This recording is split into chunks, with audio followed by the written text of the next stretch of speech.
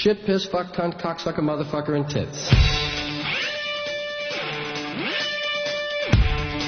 Hi, sweetheart. It's Mom. How are you? Jimmy, I know this is a little awkward, but everyone's fine here. But we heard the radio show. We love it, by the way. And you were talking about giving up, the ladies of the evening, which is a wonderful thing. But you know what? Dr. Phil always says replace something with something. So I was thinking, you have that nice gym downstairs. And, just for like 20 minutes to half an hour and you would feel better. Yeah. Use that. And also there's gyms in New York you could go. You could exercise and you would feel a whole lot better. You'd lose a little weight, you'd tone up, and you relieve, tension and stuff, and you'd be meeting other people. I don't know, honey. I just thought it might be a good thing. I'm sorry. I'm interfering, I know. I'm thinking of you. Nobody knows I'm calling.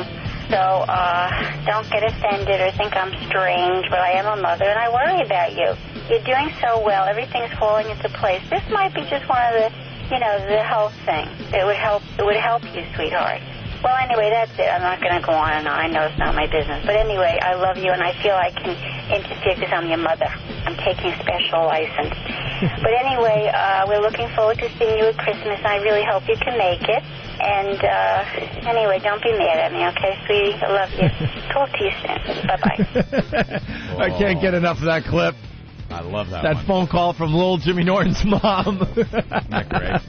If you tuned in, turned on your radios, I should say, overnight, you just missed one of the best shows yesterday. Sucks to be you. You'll have to wait for the replay, I guess. Let's try this. No. You don't like it? I'm not hearing me very well. How's that? Oh, boy. Let me turn this up a little louder. How's that? I think you sound fine. Everyone else is a lot louder, but I think you sound all right. I'm going to have to deal with it. Okay. I could turn you up. How's that? Yeah, that's good. How's that? I like that. How's that? Is this better? Perfecto. This or this? This or this? This or this? The third this. This or this? There's no that? How about this? No, that's... I would like this. No. I'd like to go back to the old days. How's this? No. This? That's better. All right. Yes. I felt like I was doing an ear test. I know. I was raising my hand. Right. Left or right? Right, left. Right, left. Right. Left, I think. Right. Left. Right.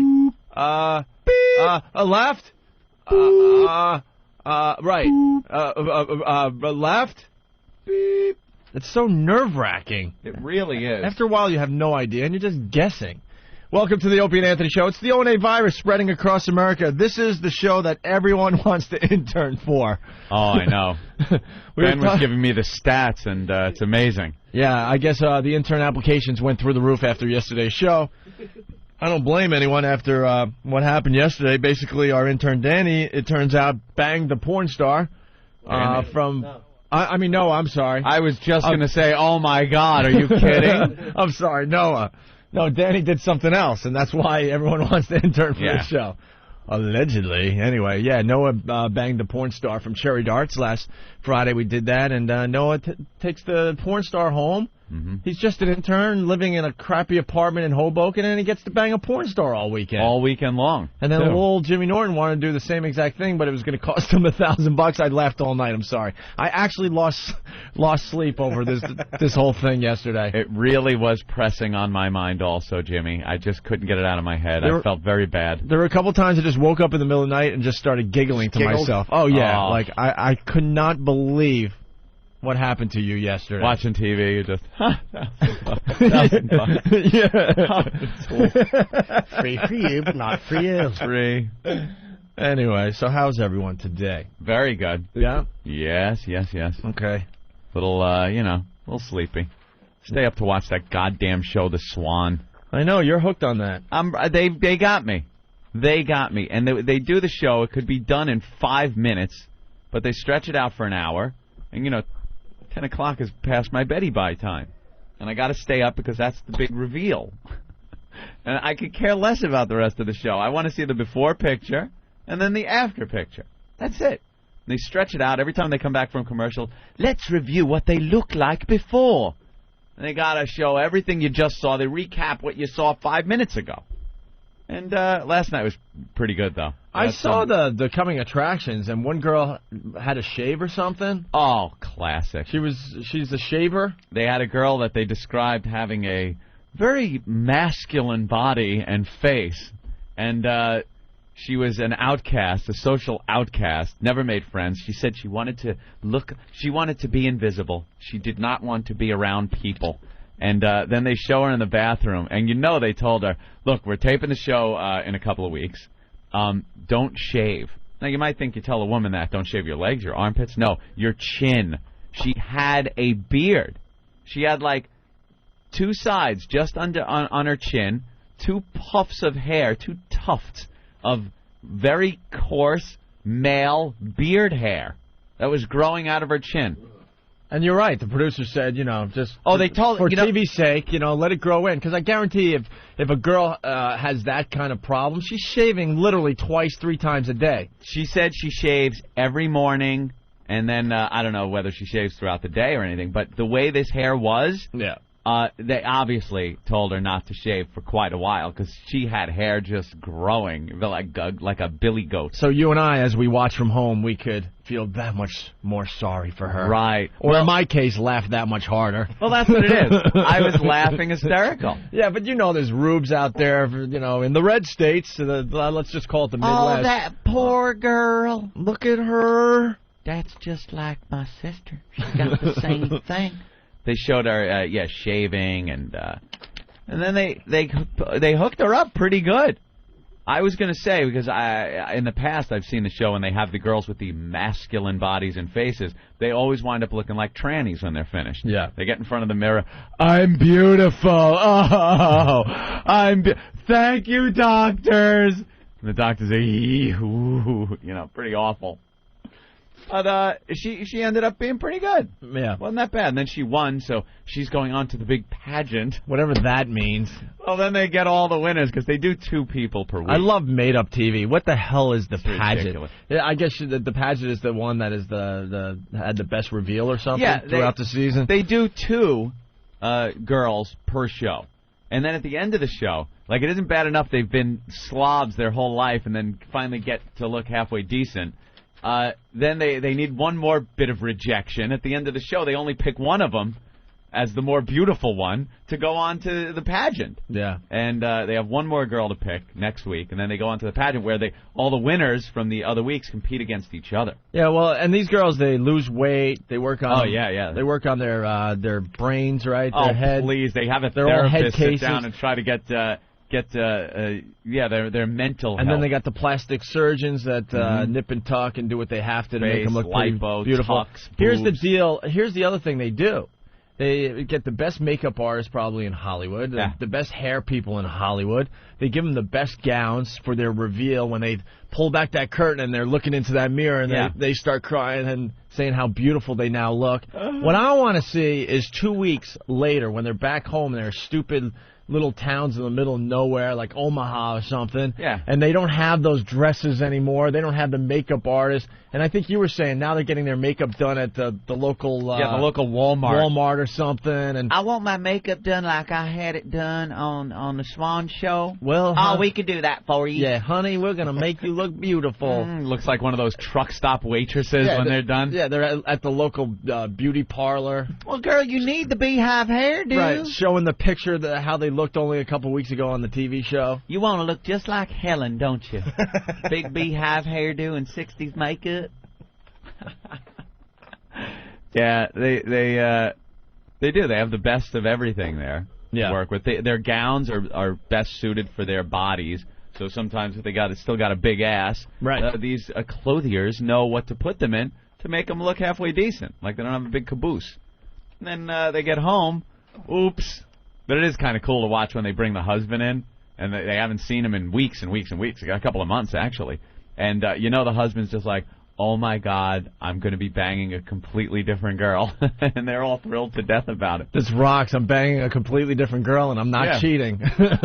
Baby, could you just shut up when we have sex? Because I don't want any inkling of the old you. That's great. Let's go to Josh in Utah. What's up, Josh? Hey, I just wanted to check in with you guys. Love you guys. haven't heard you before. I hear it in Utah and just glad to hear you on the air. Okay. And just wanted to say fuck you to Ant for getting me hooked on this goddamn show. Isn't that awful? Yeah. I hate it. I got to see the end. I got to know who's going on to the pageant. Oh, faggot. All right. And you were gonna say that the hairy chin girl turned out to be hot? Oh, yeah, that chick was, you got to admit, that chick was pretty fucking hot at the end. When they flung those doors open and she walked through, I was amazed. I think she's going to do very well in the pageant because she really looked like a dude. Yeah. She looked like she was a big boned, very tall, gorky looking, and she had that manly like face. There was nothing sexual about her, nothing ladylike about her at all. And then all of a sudden she walked through after they were done, and she looked like a hot chick. You know, she was. It wasn't like she was a big girl anymore. It was like she was tall, in a hot way. But it's so funny. She still had that complete lack of confidence on her face and in her walk. So here's this really hot chick walking in these heels like she's still the big dorky, ugly chick. Pretty cool. She's gonna. You know, she's just gonna be a slut because she's gone so long with guys not even giving her the time of day with her hairy chin and big boned body. So she's just going to go out and guys are going to be throwing themselves at her, and she's just going to, you know, open for business, that vag. Nice. Ready to rock. What is more enraging on a woman than a hairy chin? It just makes me angry. Oh, God, it just has to piss them off at God and everything. Just everything. Every kiss, you feel it. You Just God. the whiskers. It's something to We're stare not talking at. about your date last night. Oh. I didn't have a date Well, last I night. know you do the training thing. It's I just thought that something- maybe something happened. I don't know. I was just fishing a little bit. You stare at it when you see it in the supermarket or something. You go shopping and there it is, the bearded woman, you know, and you gotta look. Not only this is the one thing I don't understand. You just brought up a memory. The women, they're usually a little older than middle age, and they got the mole. Yeah. Whatever. You can't do anything with the moles usually, right? But they got the hair growing out of them. Yeah.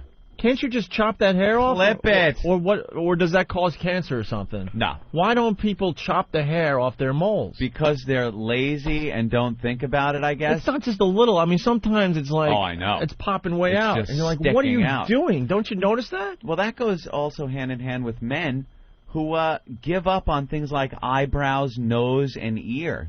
You know, when you get older, that stuff happens. You start getting hair popping out of your head. Keep it under control. You see these guys, looks like a party favor flying out of their nose. They got those eyebrows that, you know, there comes a point in your life where I guess your eyebrow hairs start getting a little longer than the rest of them. How about taming it down? You got those big caterpillars on your head, and then just the big coming out of guys' ears. Yeah. What the? What is it? Do you not see that? What the? What the? What? You? Who the? What the? What? Who the? What? You got big hair coming out of your ears. Remember the dude in Huntington that ran the rock club? He Oh, had black. Frank Cariola. He had black peat moss on his earlobes. Frank Cariola ran the Roxy in Huntington. He had the rock so club. much black hair on his earlobes, it looked like peat moss. It was like his earlobes were dirty. It looked like they were filthy. And then you get close and realize it's, yeah, peat moss. Black peat moss is growing out of his awful. ears and on his earlobes. And guys just give up. Yeah. They give up. Like women also. They give up. They reach a certain age. They cut all their hair off. So they have that manly hairdo. That's, it's so easy to care for. Yeah, and you completely have given up any femininity in your life whatsoever. And the guy has to, sit there and he looks at his wife and goes, she's decided to become a man. Why am I going to clip my ear hair or my nose hair or my eyebrows? And they just walk around the supermarket and they're out to restaurants. So we, the people that still try and keep those things in check, can just gawk at them. There you have it. Let's say hi to Jim in Boston. What's up, Jim?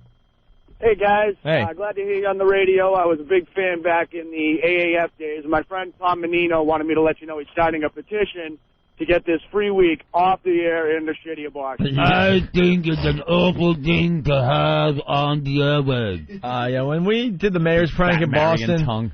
Mayor Menino was convinced that our careers were completely done. Oh. Then when he went, Oh, it's so, can yeah, day. How'd that turn out for him? I'm sure he's not happy that we're in Boston for the third time now. This is our third shot at gonna getting a listen this Boston week. radio audience. Yeah. What? I'm trying to convince myself to spend the extra $2. And, all right, go for it. So I'm going to listen to you this week. I'm going to give you a call back on Friday and give you a yay or a nay. Oh. I still got your CD from Boston. Hey, Jim, don't bother. I'm not kissing your ass. You either want to listen to us or you don't. I don't really care. How the program's changed. You should see Have you evolved, or is it just, hey, I got this show? Jim, I'll save you a lot of time and effort. It's the same old shit. All right? The same old shit was good. That's what I want to find out. Then pay the lousy $2 and shut up. Jesus. Ooh. I'm getting email from people like, well, why don't you tell me why I should spend $2 on your radio program? Why? I'm not kissing anyone's ass. You listen this week. If you like what you're hearing, great. If not, oh well, there's a ton of other things you can listen to. A month of this program's cheaper than a gallon of gas, you cheapo. $2 lousy $2. $2 freaking dollars. Yeah, I mean, we were promoting the fact that we're doing a free play week. We're going to be assessed by him in Boston. Nah, he's actually a cool guy. He's a dick. We did a lot of interviews on the other channels yesterday. Oh, my God, we did. That was a lot of fun. I was half asleep for most of them, but... I know. I get the phone call from Straley that we're doing these interviews. I'm like, oh, God, I completely forgot. Yeah, he reminded me, too. Most of them were done with the phone tucked on my ear and between my ear and shoulder. And you could probably hear in some of the interviews me battling some bad guys as I was playing video games as we were doing the interviews. I'm a very busy man. But it's just so funny. They're making a huge deal out of this, and I guess it's a deal, sort of. Oh, yeah, you're saving in the tens of cents. I mean, what it comes down to, this show only costs $2 a month. Yeah, so it's hard to make it sound like a big thing to give away any of it free. Because the people that are listening to us now, except for the ones that are bootlegging the show illegally on the internet, you bastards. Yeah. We hate you all. Uh-huh. But the people we're talking to, they already have XM radios. Yep. So now they're deciding if they want to spend an extra $2 a month, a lousy $2 a month. Yeah. And and XM wants us to pretty much shill ourselves and beg people to listen to our radio program for a lousy $2. I could see if it was like $20 a month or something. Do you realize that XM, with us added, $2 extra a month, is still cheaper than the other company? The little doggy company? Still cheaper. Yeah, but you're listening to the Opie and Anthony Free Play all week long on XM 202. To continue to receive the channel, you'll need to add Opie and Anthony to your XM account. Call 1-800-XM-RADIO, or you can subscribe online, Anthony. Ooh. And best of all, I can't believe this is a copy point. Best of all. And I asked about this. They're like, no, we're dead serious. We're very excited about this copy point. So I better read it. Better. Best of all, if you order this week, you'll get Opie and Anthony for the remainder of 2004 at no additional charge. Oh, my God. That is unbelievable. Hurry, this special deal ends this Sunday, the 12th. If you were reading that in February or March, right, that'd be pretty cool. Sure. I would say. Well, if you wait to the 12th, it's a little more than 2 weeks left in the year, so you will save... You ready for this? We need a drum roll. $1.15. Right. $1.15? Pretty much, something like that. For 2 weeks? That deal stinks. No, it's a little more than 2 weeks. Oh, a little more than 2 weeks. Nice. Even if it was from February, you're still saving like, what, $22? Yeah, it's really not that much, but at least it would be like, wow, it's substantial. It's something. Yeah. Something other than pocket change. Is this really our old pal Tyson Walters? This is really he. Hey, what's up, Tyson? Hey, Tyson. Not much. How you doing? What are you doing up? I just walked into my house from the game last night. We were up in Seattle and the plane just got in. Did you play? Just a little bit on special teams last night. So. Yeah, Tyson plays center for the Cowboys. He's a really good friend of ours. Can I tell you what? I'm sorry. Go ahead. What a bad fan I am. I was watching the game, and I was so angry that I was afraid I wasn't gonna be able to sleep. So I shut the game off after. I think you guys were down by 10. I turned it off. There was like 2 minutes left. I'm like, I gotta finish writing and go to bed and be in a nice calm mood. What a bandwagon scumbag I am, and I deserve it. Awful. You know what, Norton? I want you to start doing that for every game, because didn't you do the same thing when we played up in New York Monday night last year and we won? No, when they had a big comeback, it was like 15 seconds left or whatever, and I'm like, hey man, let's just beat traffic, and Florentine's like, no, come on man, let's just stay, and that was when they came back and beat the Giants. But yeah, my decision making stinks. Congratulations, though. It was great last night. Great win. Were you one of those guys, Jimmy, that were like, the damn Mets, They're not going to beat the Sox in '86. Were you that guy shutting the TV off and missing the whole thing? Oh, I don't remember. I'm not a Met fan though, so I would. Pretty much everyone turned off the TV. All the people that claim that they saw the ball go through Saw it on the Buckner's replays. legs, they're lying. Absolutely lying. Tyson, you know I hate the Cowboys, but I watch just to watch my pal Tyson Walters play. Oh, and I'll always point you out to people that are in my house, like, dude, there he is, my friend from Dallas. Yeah, hopefully I'm not. I'm so pathetic. I'm like, I know someone in the NFL. How happy was Parcells last night? Oh, he was really happy. I mean, he was saying it was one of the best games that he's ever seen, and there was this, strange circumstance winning that game. So how miserable is he, though? He's miserable, isn't he? Well, he's not happy that we haven't had a better season. So he doesn't like being involved with teams that aren't Super Bowl bound. Yeah, he is very angry. Yeah, I predict that he'll resign within a week or two because he's like, all right, this isn't going anywhere. I'm going to find my new team. Well, this guy has no dedication. I know you're not going to say it, but no, Coach Parcells has dedication. I can't let you get away. Don't worry, dude. I know what you have to say. It's me. You're trying to get me fired, aren't you? No, really. It's me, Opie, saying that you're going to be losing your coach within a week or two because he can't be bothered. No. He needs to find that next Super Bowl team. That's what he's about. He is about winning, but he puts in his hours, so. Yeah. That's 5-7 now. I think they're on a roll. They're mathematically not out of it because the NFC is having a rough year. So I got to thank Tyson Walters personally. I went down to Dallas with Norton. He was doing some comedy gigs when we were on hiatus, so I followed Norton around the country a little bit here and there. I went to some of the cooler cities, and I went and played golf with Tyson Walters at the Dallas Cowboys golf course. You got to explain the Dallas Cowboys golf course. I've never seen anything like this in my life. And I got to meet Bill Parcells. We're on the driving range just kind of hitting balls, getting ready for our tee time, and all of a sudden Tyson goes, I think that's Coach. Doesn't even call him Bill or Mr. Parcells. There's Coach. And then we take the golf cart over there, and we had a little chit-chat with Bill Parcells. Yeah, it was nice. Huh? We had to say hi. It was January. We were able to play golf, and the Cowboys course is a whole entertainment experience, as Jerry would like to say, Mr. Jones, I should say. And Jerry Jones, he just built a golf course for pretty much the organization. Really? Yeah. That's pretty nice. He's got the Super Bowl trophies there, and he puts on the whole show. So. Do you think he could buy XM? He might be able to. We can talk it out and see what he has to say. But everything is Dallas Cowboys, logos everywhere. It's all blue and silver, what have you. Did you play with cowboy balls, Opie? They have them on the range. I'm sure they do. There's a cowboy logo on everything. And then you know how like you get to the midway, shack to eat some hot dogs and stuff? Yeah. It's like Dallas Cowboy cheerleader rejects. They're still really hot, but they weren't hot enough to make like the cheerleading squad. So they're You'd be good for the golf course. Yeah, so they're like serving like hot dogs and stuff to you at the halfway house. You'll get nothing like it.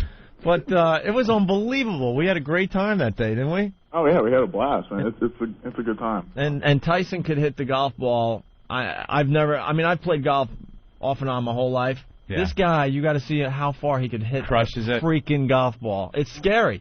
I've got some girth behind it. 300-yard drives, no problem, from this guy.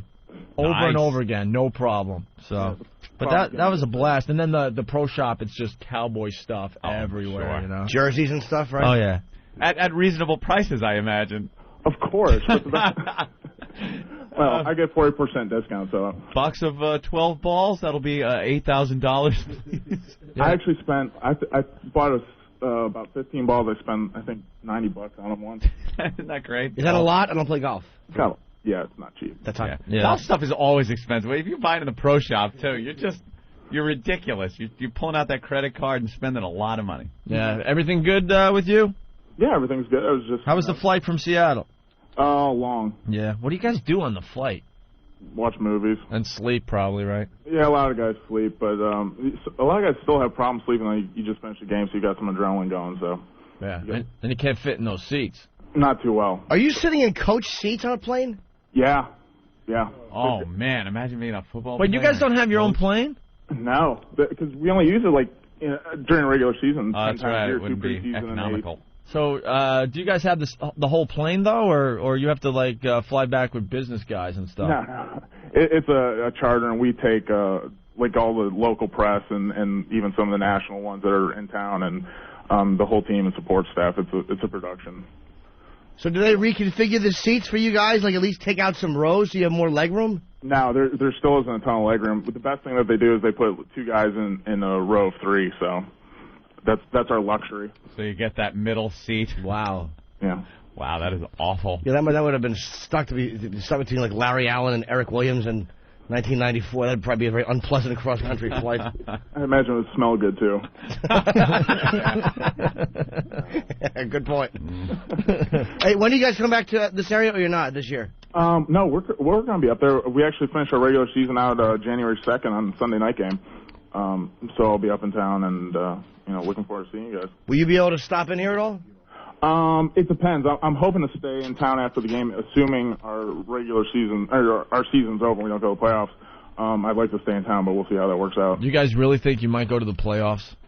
If you really look at the tiebreakers and how it all is panning out, if we, win 3 of the last 4, it looks like there's a good chance.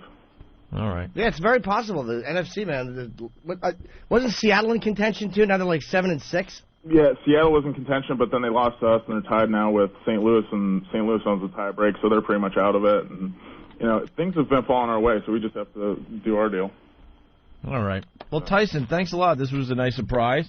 Well, just trying to wake you up and make you a little happier. You got the XM yet or no? Oh, hell yeah, I do, man. I've got the little boombox thing. I've got the thing to plug into my entertainment center, and I just got a new car and got to put it in there. So. All right, cool. All right, don't be a stranger, all right? All right, man. Cool. Our buddy Tyson Walters from the Dallas Cowboys. Peace. There he goes. He's a great guy. Yeah, he really is. Look at that little celebrity call in like that. Well, just our buddy in the NFL. It happens. We're on our way. He's just he's as big as that whole doorway. Oh, he's yeah. absolutely huge. We're down at where were we in Dallas? At that club there, the right near the Improv. Where? It's near the Improv, right? Is that the one that's connected to the same little area as the Improv? I don't remember. No, where did you perform down there? Oh, the Improv. Yeah, the Improv. Okay, I think you meant the little club we went to. And he comes walking up to Norton and I. He can't believe that he's meeting us because when he was playing college football, I think in Ohio, Columbus, I think, right? Cleveland or Columbus? Columbus, I think. Ohio. Whatever, yeah. He would listen to us on, I think it was the Big Wazoo when we were syndicated up there. The Big Wazoo. And he became a huge fan, and then he makes it into the NFL. Wow. And he goes to see Norton with a bunch of the Cowboys, and they all come up to us after the show, these massive guys. And we thought we were going to get killed or something. Yeah, and they're like, no, man, we're huge fans. We can't believe you guys are down in Dallas. And we hit it off, and we've all been friends since. So. Hey, before you really start feeling good about yourself, Jimmy, about, hey, NFL guy calling up, good friend, Bobby De Niro. Okay, I saw the picture. I just want to, needle you a little more with that one. There's a picture of Mr. De Niro. He looks so handsome, too, with Grace Hightower in the paper from the event I saw. Had no problem having that picture snapped, did he? Well, I think, they're probably married. The one for the paper. Any picture. No, Bobby D didn't seem to mind that one. But, as long as it's going to be in the paper and not on Jimmy Norton's wall. Yeah. Wall of Fame. That one hurt. All right, and why don't we step aside? On the way, we got Larry King talking to Motley Crue. We got a couple clips. It's really funny. Really funny. Tool. And is the guy here that's going to do the Voss thing for the MiFi? Oh, that's today. We've been asking you guys, what would you do for MiFi? It's still not too late. You could just send an email through foundrymusic.com or opieandanthony.com, and we'll pick the best ones, and we'll give away some more MiFis before Christmas. Sure. A guy's coming in today to smell behind Voss's ear. Oh, not just that. He's going to have Voss rub his behind his ear, and then he's going to sniff it. Mm-hmm. Then he's going to suck on the finger. After smelling the rancid whatever that is behind his ear, he's going to suckle on the finger. And then the showstopper, he's going to eat one of Voss's disgusting boogers. Too early for that, but much. Nothing. You look like Damien from The Omen in that sweater. Oh wow, that is good, Jimmy. He I don't even know what that does. is. Not that it matters, but none of us know how to dress around here. Every day it's just funny to see what everyone's wearing. Because I think we all get dressed at 3:30 in the morning. But Oh, look at you, all stylish. I have my clothes put out for me. That's why you look all right. Yeah, my girlfriend puts my clothes out for me at night, which is really a time saver in the morning. You could see who still has a girl in their life. Yeah. Look around the room and figure out who still has a girl in their life. Damien. Ben's tight sweater doesn't even hit his belt. That's like a sweater dickie. Oh, God.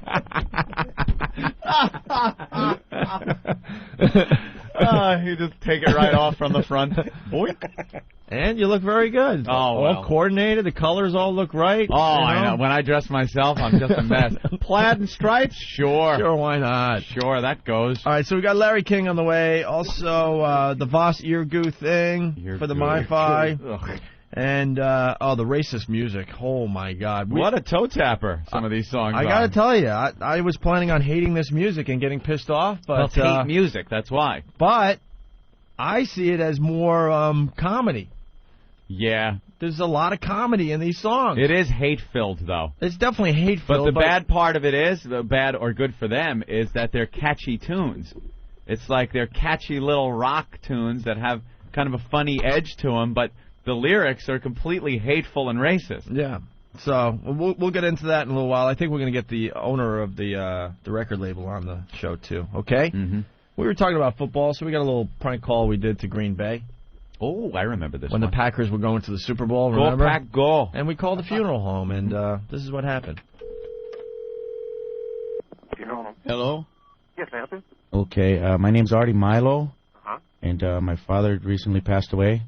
Did your dad pass away, did you say? Yes, he did. When was that? I don't know, 2-3 days ago. Okay. Now, he wanted to watch the Super Bowl with his family, and we just want to know if there's a way you can come over and, like, temporarily, prop him up in the big chair. So when the family comes over, he'll be okay until after the Super Bowl, and then we'll bury him? No, we can't do that, Mr. Milo. Oh, it was his one dream to watch the Packers in the Super Bowl, and we already painted his face green and gold. No, but it would be...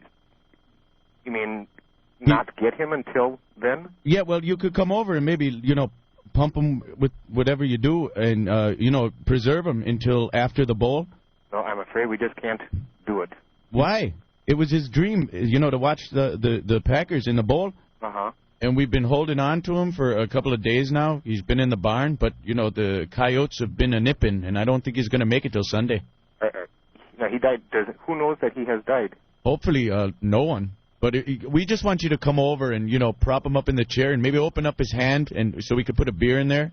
And we can't do that. We can't embalm anybody at Embalm, home. that's the word. And once they're embalmed, they can't be in a sitting position. It just kind of... Well, he's been in a sitting position now and he's getting kind of hard. But if you could maybe do something and then lay him down later. No, I'm afraid we'd even be up to, if you got to break something, it's okay. No, we don't do that. It was his one lifetime dream. You see the Pack in the bowl with his family, and we got the big screen TV and the chair for him, and he went up and died. We will not do that. Oh. If your dad has died, and if you really have not notified anybody, you do have to do that. So you have to have the medical examiner's approval to take him away. Okay, look, what if we put the coffin in the house and put the TV on the coffin? That way he'll be with the family. Is there a law or something? No, if he was embalmed and if he was, able, if there's no problem as far as preserving him. Right. And could you put like a Pack banner in his hand? Because it was his dream to see the Packs in the bowl. We could probably do that. You could put a Pack. Well, that's okay. I don't know if we could have a visitation, in the house, depending on how well preserved he was, and if we could get a casket into the house. But once he's embalmed, he is laying down. Right. Okay. Do you think that's like degrading if we put the cheesehead hat on him? Do you want me to call the medical examiner for you? Oh, no, that might not be a good idea. Then we'd have to try to explain where his feet went. Bye. Let's do it! The Opie Family Show. Just a kiss on the lips, and I was on my knees. I waited, give me a good hot bitch. She was shaking her hips, so that was all that I need. I hate this place. Nothing works here. The medications don't work. I've been here for 7 years. Shut up! Nothing works here. I hate this place. Shut up! Nothing works here. Medications don't work. Shut the fuck up! Nothing works here. The medications don't work. Here, check it out, the Opie and Anthony Show. The O&A virus spreading across America. We're going to be giving away another MiFi within the hour. Just waiting for Rich Voss to show up. Our contestant is here somewhere, right? We saw him outside hanging out earlier this morning. Jim saw him out on the street, didn't you? Well, I was walking in the building in the morning. He was there in the front door. All right, and also I think next Friday we're going to do the eggnog contest. Oh, we're doing that. Yeah, we got to do the eggnog contest for another we MiFi. We're going to get, I don't know, how many people should we get, like 10? 10's a nice even number. 10's a nice number, right? Ugh. 10 people to drink, I think, like a double shot of eggnog every minute until they either puke or have to take a leak. Wow. Last man standing wins the MiFi. That's a toughie. Every minute. Oh, the first few will go down easy. Like, this is easy. Oh, this is nothing. When When does the competition begin? Ha ha ha, everyone will chuckle. 10, 15 minutes go by. All of a sudden it's just going to be gurgling in your stomach. Big garbage pail. I can just picture it now. It's going to be an awful mess. Oh, projectile vomiting of eggnog. Why not? Oh, what could be more Christmassy? What's wrong? The whole country is just, can we stop with the FCC? Can we stop? Yeah. The guy called Mexicans wetbacks. I'm sorry to interrupt. He called Mexicans wetbacks and he's off the air. I hate it. Well, that's not the FCC. That's the paranoia I know. You're right. at the radio stations, where the managers have no tolerance anymore. But it's the same. It's the reason that management is cracking down so much in regular radio is because of the FCC. So they fire you for saying these offensive, what they deem offensive things because of the FCC. Even if it has nothing to do with FCC violation, you should be able to say wetback. You should be able to say whatever you want. Is it offensive? Of course it is. People be offended by it? Yes, they will. Is it against FCC rules? No. You should be able to say that. It's a freedom of speech issue. Sure. No one wants to hear it. They shouldn't listen. If they're offended by it, sorry, change the station. I'm glad all this stuff is happening because, the FCC and all these wimpy managers that are running all these radio stations across America, they're just drawing the attention towards satellite radio. Yep. Proving that you and I were correct by choosing to go to XM satellite radio, Anthony. We could have went back to commercial radio, but why would we do that? If we do go back there, it'll be under our terms. The Wild West. That's where we are now. Something related to that, Jimmy. Did you know that, what's his name, Michael Powell, was saying that indecency... What? He was saying indecency... So what did the... have to say? So the number of indecency complaints soared dramatically to more than 240,000. The figure was up from roughly 14,000 in 2002. How about that? Doesn't that sound huge? Yeah, a lot. What Powell did not reveal, apparently because he was unaware, was the source of the complaints.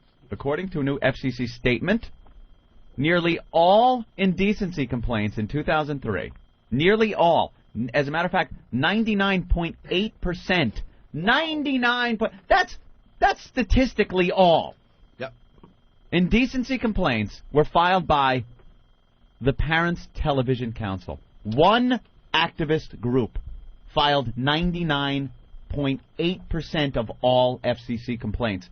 It's not an outcry that people want decency in this country. There's not this huge morality sweeping the nation that all of a sudden the FCC complaints went up because the American people have decided they are tired of it. They don't want to hear this nonsense on this. It's one group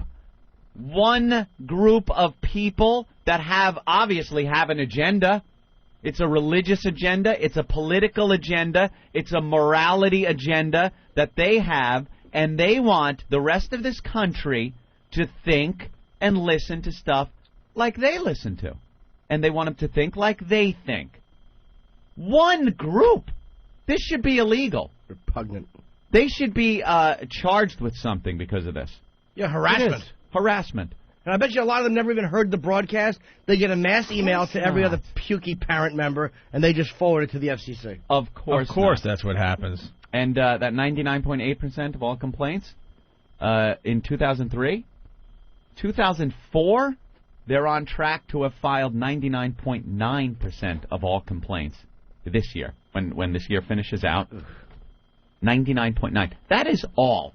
I'm sorry, 99.9 is every complaint that comes into the FCC comes from one group. That's true. If you bang 99.9% of the girls in your town, you're doing pretty well. You did every girl in your town. You could say that and not be held... And the 1/10 could just be that little twerp with the short arms going... I could call back to yesterday.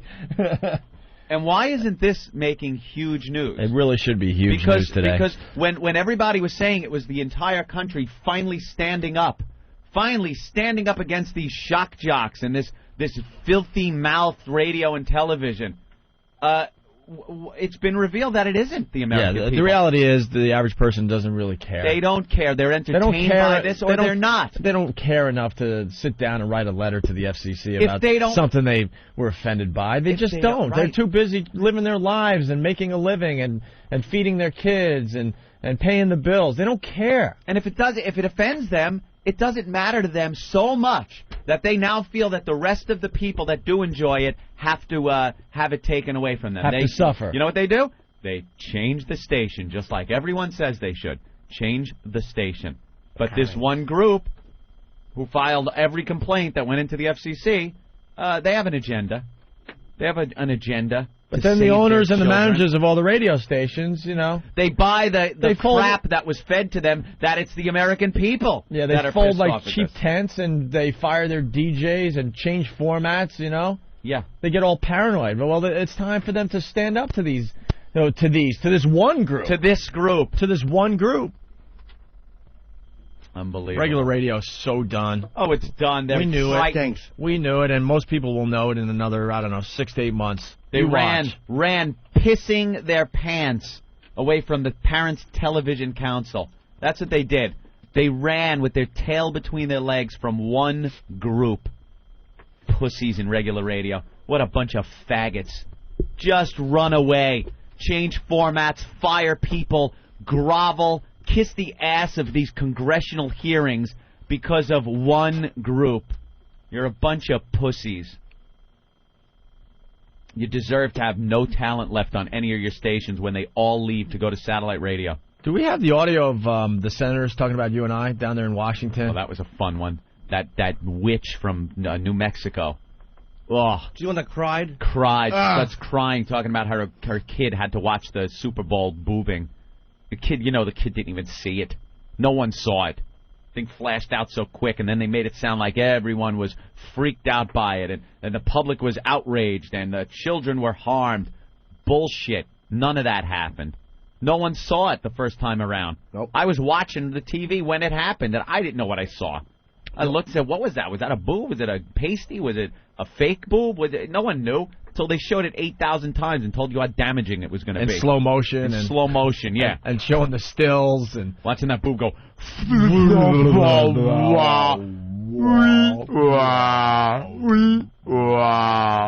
The only kids that were negatively affected by that were ones that were watching it at her brother's ranch. Yeah, there you go.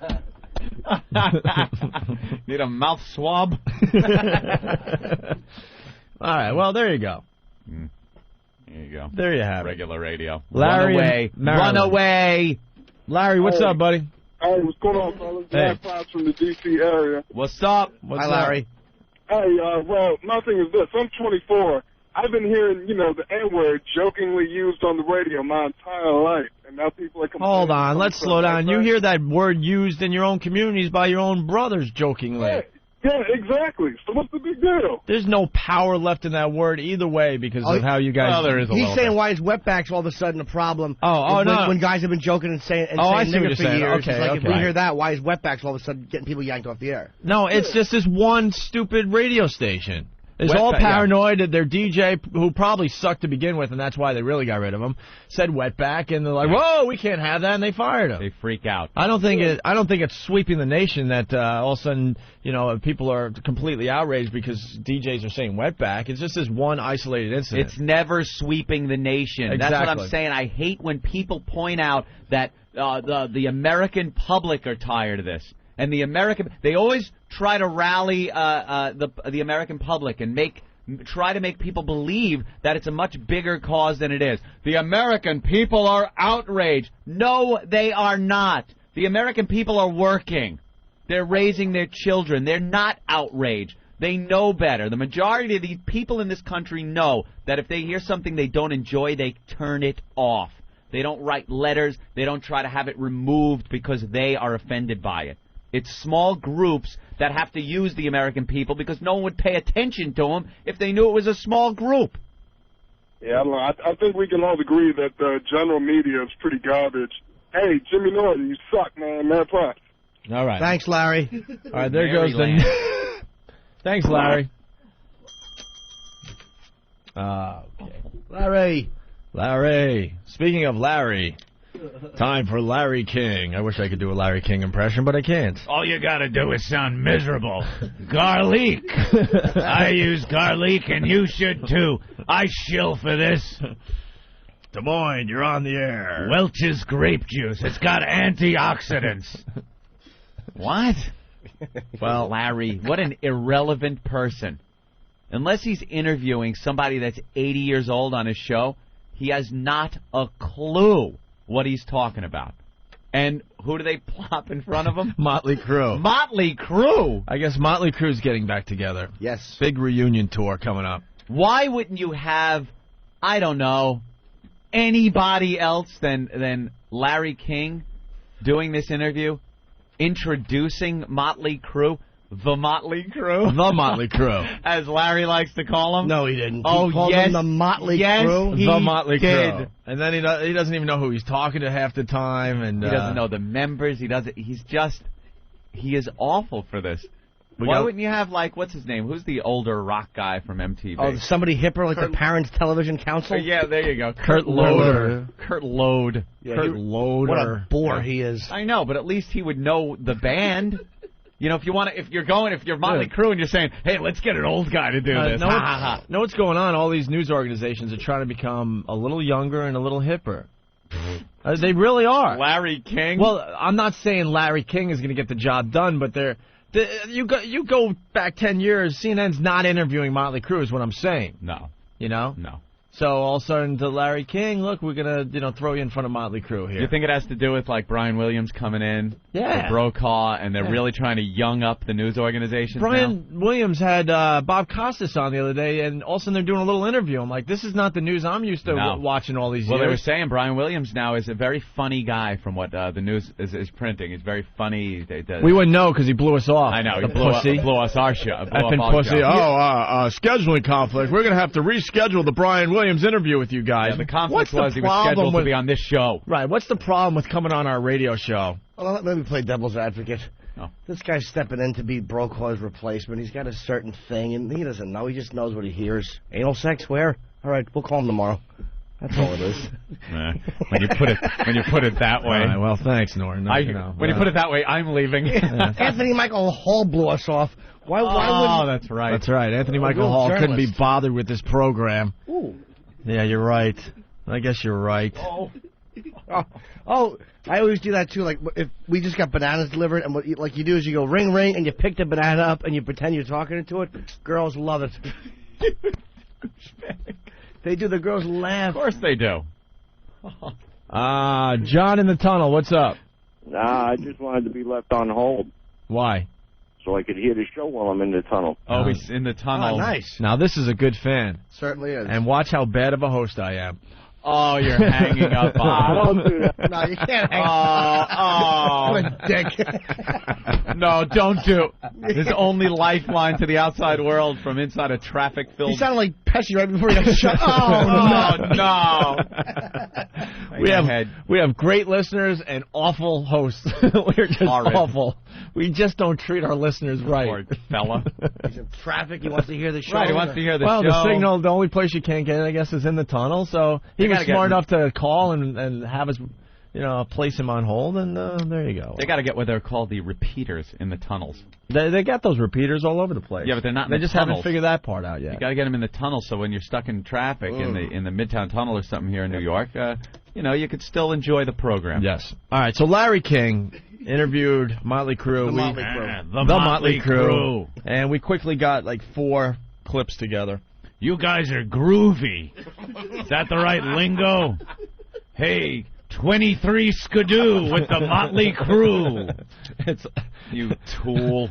The first one I think is the most. I guess this one's kind of. There's not much to it. There's not much to it. But it's the setup though, and then we got 3 that are pretty funny. You know what it is? And it's just surreal to hear him with Motley Crue. Right. Mm-hmm. It's ridiculous that this guy knows nothing of this band. We're going to take you backstage now at the Palladium in Los Angeles. Too. They're about to go on stage. First time together in a number of years. There's the crowd outside. All the crowd knows is they're going to see a major group. And there they are, folks. Motley Crue is back tonight. Look at him all excited. Tonight. I guarantee that guy, Larry, doesn't know one Motley Crue song. Motley Crue is back tonight. Who the fuck are these guys? Who's the what? You think they spell it C-R-E-W? He really is an ass. Jackass. There's Tommy Lee, the drummer and author of the New York Times bestseller Tommyland, Vince Neil, the vocalist, Mick Mars, the guitarist, the Beatles, and Nicky Sixx, the bassist. We'll start with Tommy Lee. All right, Tommy, how did this happen? I have no idea, actually. No, I'm just kidding. All the promoters were calling us and saying that all the fans wanted this, so we all got together and we pulled it together in true Motley Crue fashion. Like, the fans want it, so let's do it. Give it up to the fans. We made some new music. We did a new video, and we're going to go out on tour. But, Vince, you had a bad breakup. What's going to change now? Well, we still hate each other, but we're tolerant. No, the good thing is me and Tommy have found a common bond in Peter Grigio. Yeah. Wow. Oh my God. What? He got that real late. What are they saying? And Vince Neil's not lying. They hate each other. Of course they do. They're doing this for a nice payday. What? I don't even understand what you guys are talking about. You can tell he just read like a bio real quick. Now, you guys, how did you get this together? Now, Vince, the vocalist... Oh, it's like he's on the tarmac at Idlewild with the Beatles coming in. You just come off of your DC-3. I'm here on the tarmac at Idlewild Airport with the vocalist Paul McCartney. Maybe Larry should have partied with the guys before he interviewed them. Yeah, I passed out. I had a heroin needle in my arm when I woke up. I was snorting a line of ants with Ozzy last night when the Motley Crue came in. We're going to snort some ants today. That's right. And then we're going to snort some garlic. Right. And then I'm going to go to sleep on my Posturepedic bed. Let me tell you, people, you can't get a better night's sleep. Can I just shill a little more? All right, here's another clip. Larry talking to Motley Crue. This is where he's all confused between Nicky and Mick. Oh, he has no clue who Nicky or Mick are. And Mick looks awful, huh? Yeah, Mick has got some degenerative bone disease where his bones fuse together, and he also just had hip replacement surgery, and he's a good 15 years older than everybody else in the band. Yeah, that's right. So, when they got him, he was a lot older than the rest of the guys. And he's just but he was in that age bracket where it was still okay. Yeah. You're like at the high end, yeah. But the rest of the band are pretty much kids. But then if you ever, years later do a reunion like this, you're the old guy. I hear he just looks awful. Oh, he looks like the Crypt Keeper. He is pasty white. I talked to Eddie Trunk last night, and Eddie did a sit-down meeting with all of them, and he said Mick just looks like they dug him out of a grave and put a wig on him. Yeah, it he's looks in hell. bad. He's in hell. When is Eddie's show here? He broadcasts out of here, right? Yeah, on the weekend. Oh, Yeah. okay, cool. All right, here's another cut. Larry talking to the gang. Yeah. Were you bothered by the fact, Nick, that Tommy got so famous? Was that Mick or Nick? Mick. Mick Mars. What was the question? I can't hear it. Were you bothered by the fact that Tommy got so famous? This is a really... Larry, you know what? This is a really stupid question. Why? It's not good. Because were you bothered by the fact that Tommy got so famous? I was so depressed. I was befuddled. I didn't know what to do. Come on, Larry, you can do better than that.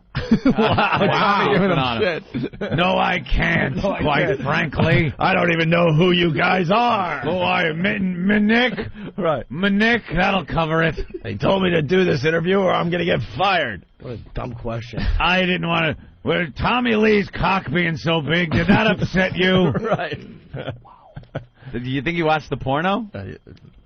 For research? Do a little research? Tommy, you're hung like a Louisville slugger. How does that feel? What was it like banging Pamela Lee Anderson McNick? Pamela Lee Majors. Who? What? Where am I? I have no clue where I am. But my Tux bed, it lets me sleep at night. Pamela Lee Majors. What a jack off. What is he doing? Looking like a buffoon. Why would he agree to this? Motley who? No, Crew. Who? Crew. I have no idea. All right, here's another. Is this where he calls them the Motley Crew? No, that's coming up. Oh, I love that. Nicky's not depressed, is he? You're not down, are you, Nick? You're up.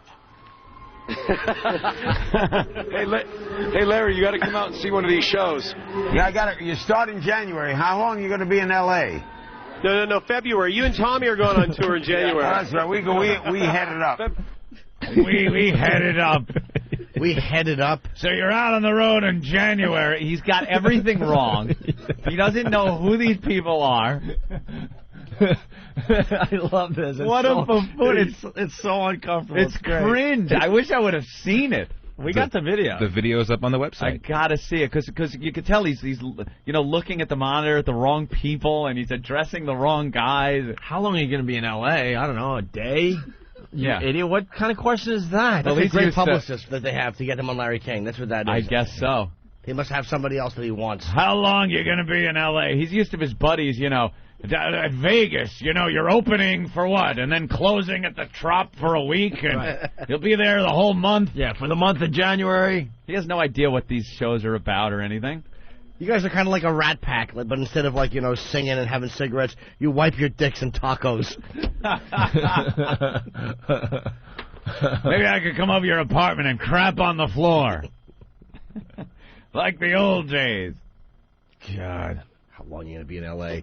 That's an awful, I don't know what else to say question. He has not a clue. He's not very well prepared. He's Jim's on right. CNN, though. He can't. This isn't like a college radio station. Picture one of your parents interviewing Motley Crue because it's the same thing.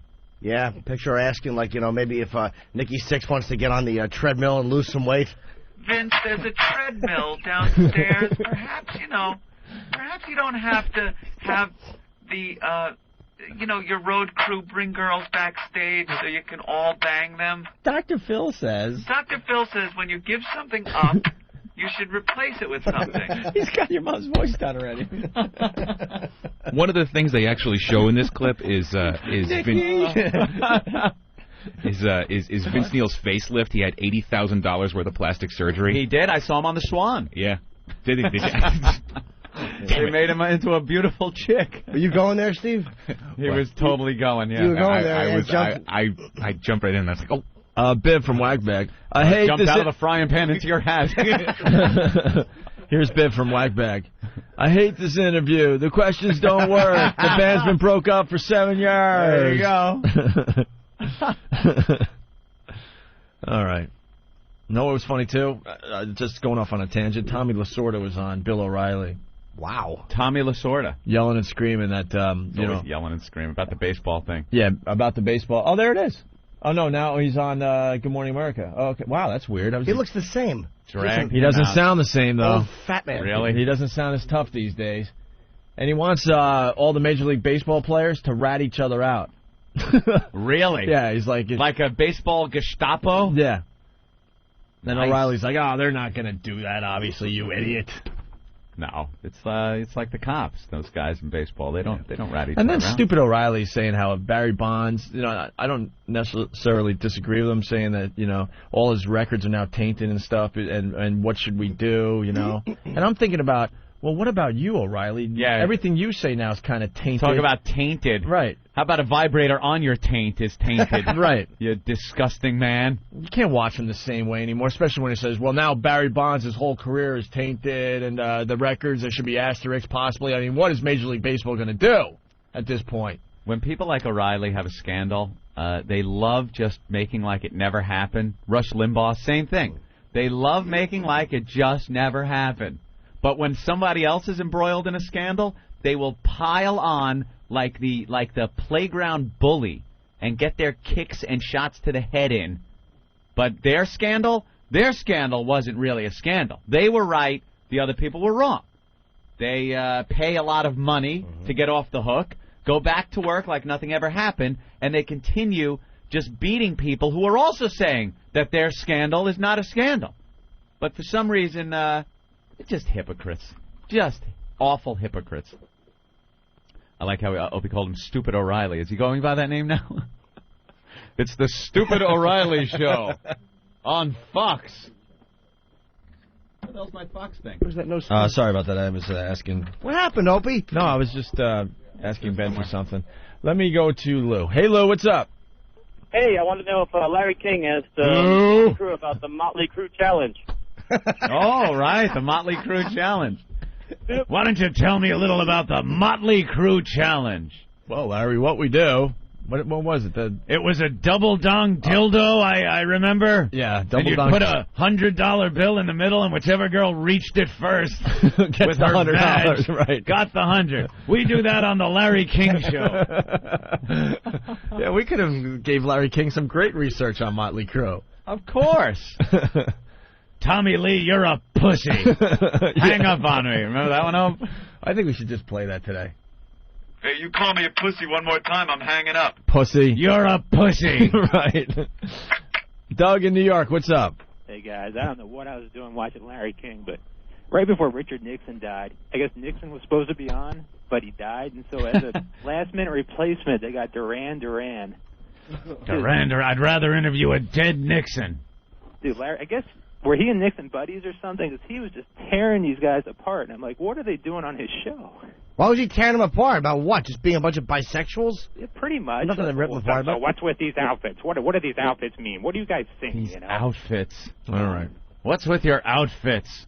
It was just terrible. I felt bad for those guys. What a curmudgeon. How were you involved in Watergate, Duran Duran? I'm just going to ask the same questions. All right. Your groundbreaking trip to China. You went to Rio, did you? Tell me about your dog Checkers. Why were you sweating so much when you were debating Kennedy? Wow, which one is it? Oh, 2 times. What are you guys talking about, Ope? I wanted to play something, but I don't know. Oh, my God. I thought that was a menu. I did, too. I thought... No. Those are obviously a big menu of discs that we have with stuff on it. Right.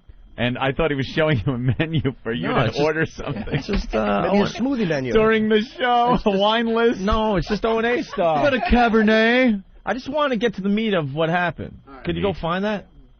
Don't worry, it'll all make sense in about 10 minutes. What happened?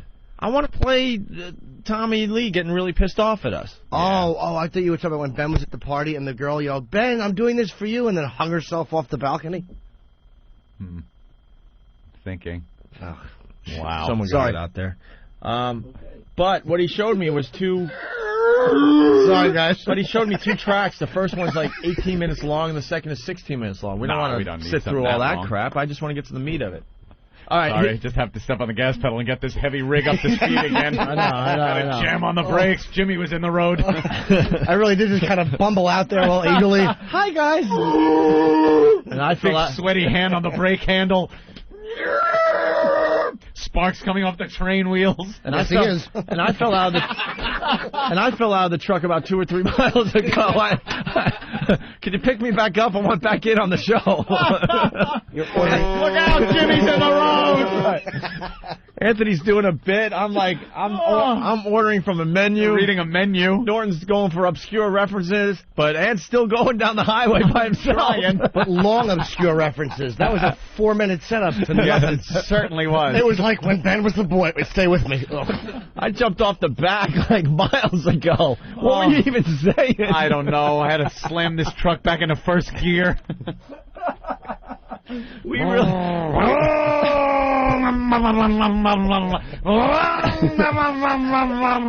really have ADD at times on this show. If you ask me what you just did 5 minutes ago, I have no idea. I'm sure it was funny. Great. Here's the last clip. Larry King talking to the Motley Crue. When he introduces them as the Motley Crue. This is the one you like. Ladies and gentlemen, here they come at the Palladium in Los Angeles. They're back together, their first live get-together in 5 years. The Motley Crue are back. The Motley Crue are back for their first get-together. They're going to have coffee. My friend and I would like to have some coffee and cake. Yeah, I know that one. How dare you? Yeah. Their first get-together. What an irrelevant idiot. Get-together. But he's running out of air. He doesn't know how to announce a band. The Motley Crue. The Motley Crue. God, the DJs from The Bone do a better job in introing bands than Larry just did. And Larry's doing it for the whole world right there. That's like, pretty much a like world premiere. Big to him. rock intro. Listen to him just Listen struggling. lose his breath. He doesn't know what he's saying. He doesn't feel the energy of the crowd. Wait, was he announcing that to the crowd? Yeah. Yeah, he must have been up on the big screen. Ladies and gentlemen, here they come at the Palladium in Los Angeles. They're back together, their first live get-together in 5 years. The Motley Crue are back. You know what? And I know Motley Crue's obviously doing this for all the just money. So they don't Of course they are. Do you really want Larry King introing your big return to the music biz? Ladies and gentlemen, he's spitting over his fake teeth, his dentures. Like, he doesn't talk that loud ever for any occasion. You know what's going on with Larry King? I'll tell you what's going on. All the other guys are being pushed out the door. Tom Brokaw didn't want to get to retire. No, right. He was pushed out. Dan Rather pushed out. Larry King's looking around going, oh, boy, I'm next. I better start doing some hip things here, or the young guys are going to take over my job. And then Carson Daly's waiting. Yeah, and then I'm going to be the one walking by the dumpster, seeing all my old CNN tapes in the garbage pail. He's going to show up to work tomorrow morning dressed like Hopper in Apocalypse Now, with a little headband and an army jacket. I'm cool. I'm hip and groovy. I'm with it. I'm going. I'm gone. You guys want to hear some Motley Crue today? Something a little different? You have the Motley Crue? I want to hear like the Motley Crue. He's ready to spit his teeth out. He was yelling so loud. How about Livewire? That's their best song. You know, well, they have their new single. I'm not playing this piece of garbage. Is it bad? I assume it is, because they're just getting together for all the wrong reasons. It might be good, Opie. Sometimes you got to give it a chance. If I die tomorrow, Bob Rock. Girls. I want to hear Dr. Feelgood would be good. Yeah, why not? I don't like that one. You really don't like Dr. Feelgood? It's okay. Which one do you like? Livewire. I That's take great. Viagra at Tattletales. girls. Red Hot. It's a good song. Red Hot's good. Your Home Sweet Home is good? I'm trying to play a big hit here for everybody. Well, Looks to Kill was a big hit. Dr. Feelgood, Ant? Dr. Feelgood. Dr. Feelgood. If you have it. How about, Hit it. Shut up.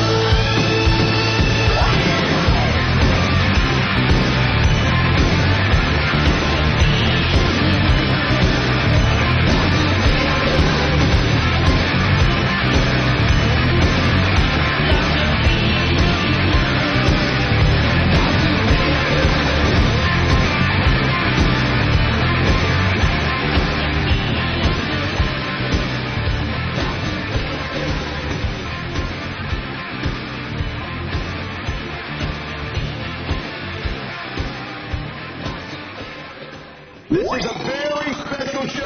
It's about being able to do the show we want to do. Prison sex. Give it to me. We know what guys want to hear on the radio. Adult-oriented subject matter. Look at those jugs. Του Opie πούτσος είναι μεγάλο και όμορφο. They won't exercise restraint. This is going to be an awful show.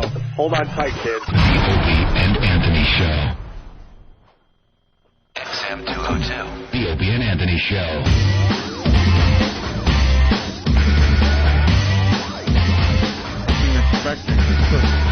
Chew, chew, chew, chew. I wasn't expecting us to come back. Hey, you're listening to the Opie and Anthony free play all week long on XM 202. For the people that aren't paying for the channel yet, to continue to receive channel 202 on your XM radio, you'll need to add Opie and Anthony to your XM account or call. Well, you can do that by calling 1-800-XM radio or subscribe online. Best of all, hold on, kids. If you order this week, you'll get Opie and Anthony for the remainder of 2004 at no additional charge. Hurry, this special deal ends this Sunday. Whoa. It's like one of those things. You remember when you used to see commercials for furniture stores and they would say, make no payments till next year. Yeah. And it was December. Yeah. Your payments start in a month. Yeah, exactly. It's really no big deal. There's no real savings. Just if you like the show, great. If not, what can I tell you? It's only $2. We're not going to sit here and beg you to listen to our program.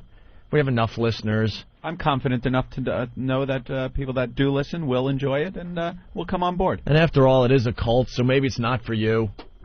You know? It's kind of a little cult. It is a cult. A little culty. Maybe you just don't like wearing Nike sneakers. Yeah. And drinking the juice. And castrating the Kool-Aid. And castrating yourself. We all have done it, so we've all castrated ourselves. And quite frankly, I don't think you're going to get the show after a couple listens anyway. You got to listen a few times. A few times. Kind of get involved, know the characters. Big soap opera. Know the zeros that make up the staff at the Opie and Anthony program. Yep. Rich Voss is outside the studio. I see that. I told him to go back outside. I go, wait for your big introduction now that you're a big freaking star. Let's just make him sit out there. He has no idea we're talking about him. Look at those stiff, non-bending fingers. They just don't bend. We're just going to make him sit out there. He's getting all impatient. He thinks we're doing it because he's a big star. No, we're doing it because you're an ass. Oh, he's going to hear that in a few seconds. I know, so quickly open the door and get him in here before he hears that part. No, our buddy is outside the studio, Rich Voss. He's going to help us today. There's a lucky listener that's going to win a MiFi, Anthony. We're giving away MiFis every week up till Christmas. Oh, I can't be part of this. Why? It's going to be hot. What? Yeah, right there. No, right there. No, he sits there. Oh. Let me just move my jacket so you don't... So you don't what? Get his finger on it. Oh, yeah. So basically, we've been asking people what would they do for a MiFi. We got hundreds and hundreds of entries, and a few we like. Whatever happened to that girl that wants to have sex? With a girl and a guy. I think that might have been a gag. Oh, really? Yes.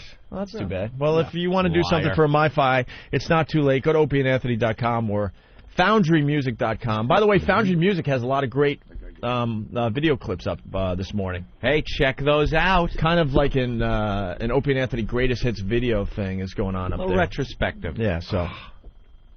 Boogers? I think I got some. No, you always do. I can't.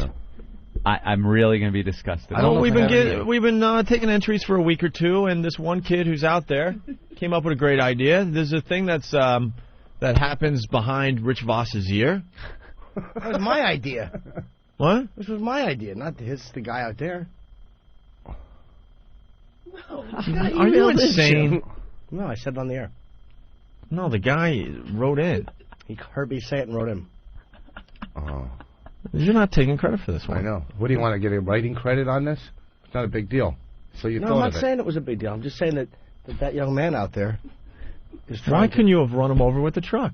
Why? I'm just saying. You should have run him over like roadkill today. On the brakes. You jammed on the brakes and saved him and threw him back in the cab. That I think today we needed to run him over. That young man out there just... You're wrecking the whole flow of the show. All right. You're looking good, though. You lost weight. Thank you. He did, working didn't he? out at the gym down... No, he isn't. He works out with a guy named Jim in his room. You look good, though. You did lose weight. Thank you. He did not lose weight. You don't think so? No, he's just wearing baggier clothes. No, I'm telling you. I did lose weight, he's right. He did. He lost Do weight. you have a scale at your house, Jim? No, I don't. For He's what? not a complete spectacle anymore. No, I don't. For what? You don't have XM radio yet because you're cheap and you're Jewish. Well, I haven't been around to get it. Of course, redundant phrase there. What are you talking about? I'm not cheap at all. I'm a high roller. Armani cheap. glasses, a Coach wallet. I'm sitting with, $1,000 worth of lighters in my pocket. I'm going to go get worked on. What? I'm cheap. I'm a player now. You're not a player. You're not a player. Relax. I'm a player. That's why you need to come into the show like once a month so we can knock you back down to size. And it's going to be more than once a month. It's just that I've been on the road and very No, busy. it's going to be about once a month. Trust me. Listen to me. So you can't do it, Mr. Black? Call Voss. Exactly. When your book comes out, okay, call Voss. You know when they have that guest on Letterman and you know he's only there because someone canceled last minute? You're our guy, okay? That's good. That's not a bad spot to be in, though. Listen, hey. Who canceled today? Paul Mercurio? Yeah. What happened? He tripped on his bottom lip? Canceled. Juice came out, slipped on it. He's got to be trashed. All right, here's the deal. No. There's a lot going on here today, boss. We're going to give away the MiFi, but then you're talking about Norton, and we have to, because you don't have XM satellite radio, we have to play Norton's mom's phone call again for you. What happened? Because you guys are really good friends. Norton likes to share with the audience about his whoring and his girls and stuff, and he announced, I think, early last week, right, Anthony, that he's going to give up whoring. Give up the whore. And he means it, and we wish him luck with that. Are you really? Well, so far it's been rough. I slipped a couple times over the weekend and then once last night. Yeah. I'm living on Banana Peel Hill. You slipped again last night, bro? Yeah. On a Monday night, what could be wrong? That seems like the night that you could kind of, skate through and go, all right, I made it through Monday. Sit home. It's Monday. Thursday, I could see maybe it's a little tougher. You're getting near the end of the week. Friday and Saturday, forget it. But Sunday and Monday, you should be able to get through without whoring. Right. And you're an entertainer. Entertainers don't. I mean, you work clubs all over the country where there's always one girl. Do you ever see my act?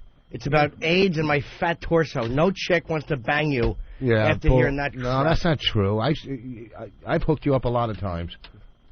I've seen my buddy there, Adam Ferrara, do a gig and then gets off the stage, goes to the bar, and girls are clamoring over him. Yeah, it's because it's a pity bang. Watching that, please. Adam's handsome. No, yeah, he's handsome. He's very good looking. He's got the charisma of a rock. No, he's a very. Shut up. He's a very handsome guy. I like Adam. He's a handsome guy. So you not weasel out of him by going, I like Adam. He's a nice guy. I like the guy. He's a good guy. All right. Bash my friend like that. Shut up. It's like banging Wyatt Earp. The charisma of a rock? I don't know. He just doesn't move a lot. Wyatt Earp? Wyatt Earp. Wyatt Earp had a limp. He's doing references from people from the 1800s. That had limps. He reminded me of John Wesley Harding. Why? Well, he snored. Wyatt, I'm only kidding when I talk about Adam. Nobody in this business. You know that Wyatt Earp had a limp. Everybody likes Adam. Of course. You cannot not like Adam. Absolutely. That's why you got to say something negative. Have you ever heard anything negative about Adam ever? No. Just out of you. Yeah, of course. Okay, so, Norton's parents has the XM satellite radio. And Get out of here. And the mom, we love Norton's mom. She's the sweetest lady you'll ever meet. And she heard that Norton is going to try to give up whoring. She thought she'd give her son a little support. So she called his machine, and, of course, Norton runs in here with it. It is really uncomfortable. She left me a message. I've already played this thing 5 or 6 times. I don't know. I want to hear it. And I'm going to play it another 5 or 6 times because it makes me laugh so hard. I'm sorry, but it does. She was almost my mother-in-law because her sister liked me. Oh, that was a dreadful, dreadful time. She had a crush on Rich. She was emailing. Did you have sex with her? No. Are you kidding me? I would never do that. No. No, I would never. She's cute, too. She's cute. She's like Norton with, a shape. She actually is really cute. She's a cute girl. You know how awful that would have been, though, to have to walk around just knowing that you'd... My friend Adam Ferrara had sex with my sister. No. Yeah. Really? How old is Adam? Gone How out old with is her sister? for a while. Same Gone age? out for like a year. They were going to... Oh, they were dating, though. Yeah. They were boyfriend and girlfriend. That's nice. Which was like, you go out with Adam for years and years. I was going, out to clubs with the guy and stuff and watch him. Yeah, I'd like to bang that one and this one and that. And then all of a sudden he's, going out with your sister and he tries to put on the air like, he doesn't say things like that anymore. But, he's still thinking it. He's dogging your sister. It's like, that's awful. God. You call him, he's out of breath. You know what he's doing. What and who? Hey, dude, smell my... Forget it. Yeah, because, when smartasses all get together, Yeah, you talk about chicks and stuff, and it took him completely out of the mix. Couldn't talk about that stuff anymore because it's my sister. Oh, my sister's so ugly. I'm happy when somebody was banging her. Really? Oh, what a mess. Your sister's a mess? Oh, and she's loaded. She's got a lot of cash. Completely loaded. What'd she do? She's got like, you know, a 52-foot boat. She's got that Porsche. I mean, she's what loaded. What does she do? She's Jewish. No. She was the what does like she the do? head. She opens her legs. No, listen to me. That ain't gonna make her money. She's a mess. I'm the best looking in the family, and my parents like me the best. I don't know. She's loaded, man. She just works for like. Say what she does. She used to work for Warner Lambert, a drug company. She was the head of publicity, and now she's with like another company. I don't know. She's got, whatever. I'm just saying, you got a cute sister. You got a cute sister. Do you want me to save you? I mean, because you're going nowhere. Yeah, because I'm like, what does she do for a living? Well, she has a boat. All right, great. So I'm Natalie Wood. What does that mean? Jesus, Rich. It's still early. I got off a train. Why are you traveling on a train? Because I'm so tired. I didn't feel like driving, man. The train station's right by me. All right. Well, here we go. So this is the phone call that Norton's mom made to Jimmy after she heard that Norton's going to try to give up whoring. Hi, sweetheart. It's Mom. How are you? Jimmy, I know this is a little awkward, but everyone's fine here. But we heard the radio show. We love it, by the way. And you were talking about giving up, the ladies of the evening. You can't even say hookers or whores. Ladies of the evening. That's my favorite part, because it's just like, she read that somewhere in one of her novels, the ladies of the evening. Everybody's fine here. No one asked. Yeah, I know. Jim, I know you're trying to give up the ladies of ill repute. I understand you were pulled over for unlawful carnal knowledge. You can't meet a nice damsel in distress. Oh, this is the best. Which is a wonderful thing. But you know what? Dr. Phil always says replace something with something. Dr. Phil. How cute is that? Oh, she's a true American. Oh, yeah. Replace Dr. something Phil. with something. How do you replace whoring with something? She's got an answer. Mom has an idea, doesn't she? Of course she does. Well, I think Gacy's mom made this call. So I was thinking, you have that nice gym downstairs. And, just for like 20 minutes to half an hour, and you would feel better. Use that. And also there's gyms in New York you could go. You could exercise, and you would feel a whole lot better. You'd lose a little weight, you'd tone up, and you relieve, tension and stuff, and you'd be meeting other people. I don't know, honey. I just thought it might be a good thing. I'm sorry. I'm interfering, I know. I'm thinking of you. Nobody knows I'm calling. So don't get offended or think I'm strange, but I am a mother, and I worry about you. You're doing so well. Everything's falling into place. This might be just one of the the health thing. It would help you, sweetheart.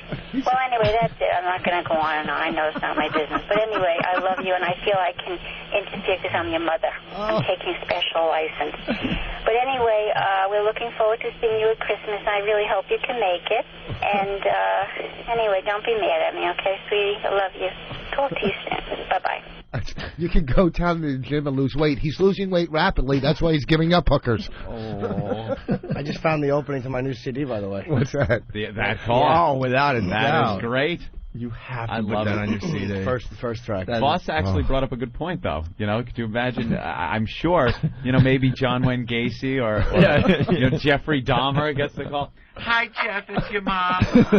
I know, you're trying to give up drilling holes in Asian gentlemen's heads and eating their genitals. I don't know. Maybe you could go to the gym. Maybe get on a treadmill, Jeff. I'm your mother, and, I love you. Dr. Phil said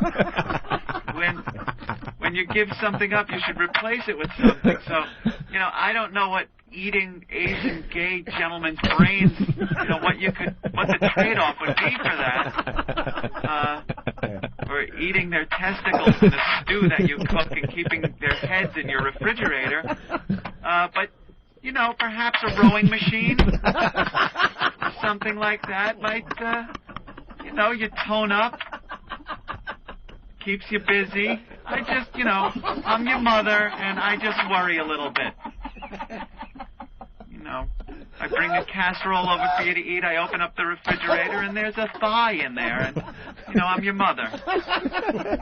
Dr. Phil says when you give something up, you should replace it with something. So, I don't know. And that doesn't work with testicles, because if you just replace one with the other, it's the same. You're eating, you know, a testicle, right or left. Really doesn't matter. I worry, dear. Okay. I love you, Jeffrey. You know those like calls had to exist. You know, right? She's still a mother. He's an ad-lib genius. Still a mother. I was thinking of John Wayne Gacy too myself. Man. Oh yeah. Hi, John. It's Mom. Miss, I caught your clown show. Me and Dad love it. You know, I understand you like dressing in your clown makeup and killing homosexual children and gentlemen and burying them in your basement, covering them over with lime and lying about it, being a perfect upstanding citizen of society. But I don't know, I'm a mother and I worry about you. I don't know, Dr. Phil says if you what is that, replace? Oh, if you give something up, you should replace it with something. And I don't know, replacing a 8-year-old with a 12-year-old pretty much is the same thing. You're still killing children and gay gentlemen. I just worry. I'm your mother. You know, when I went downstairs to do the laundry and I'm stepping over the graves of the dead, I just worry about my boy. Okay, I love you, John.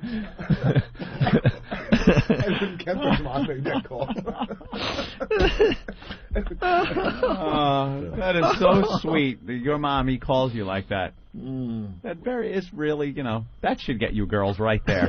That you have that relationship. Girls dig like guys with relationships. I have with their mom. good like relationship with my mother. I'm not a woman hater. You have some of the hottest girls all the time. Where? Are you kidding me? Where?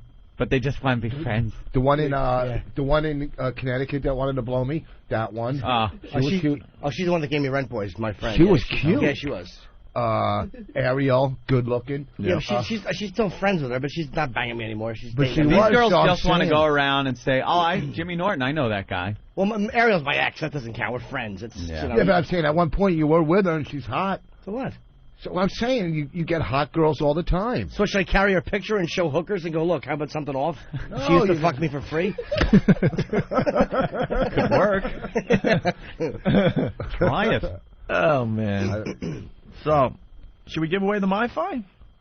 No. No? I'm. What? Do you think you got some action behind the ear today? Oh, yeah. Let me keep this on for a while. Build up a little sweat too. Build up the sweat? This is what this the ear. You know, the headphones. The headphones are building up some sweat. Do you have any of those boogers?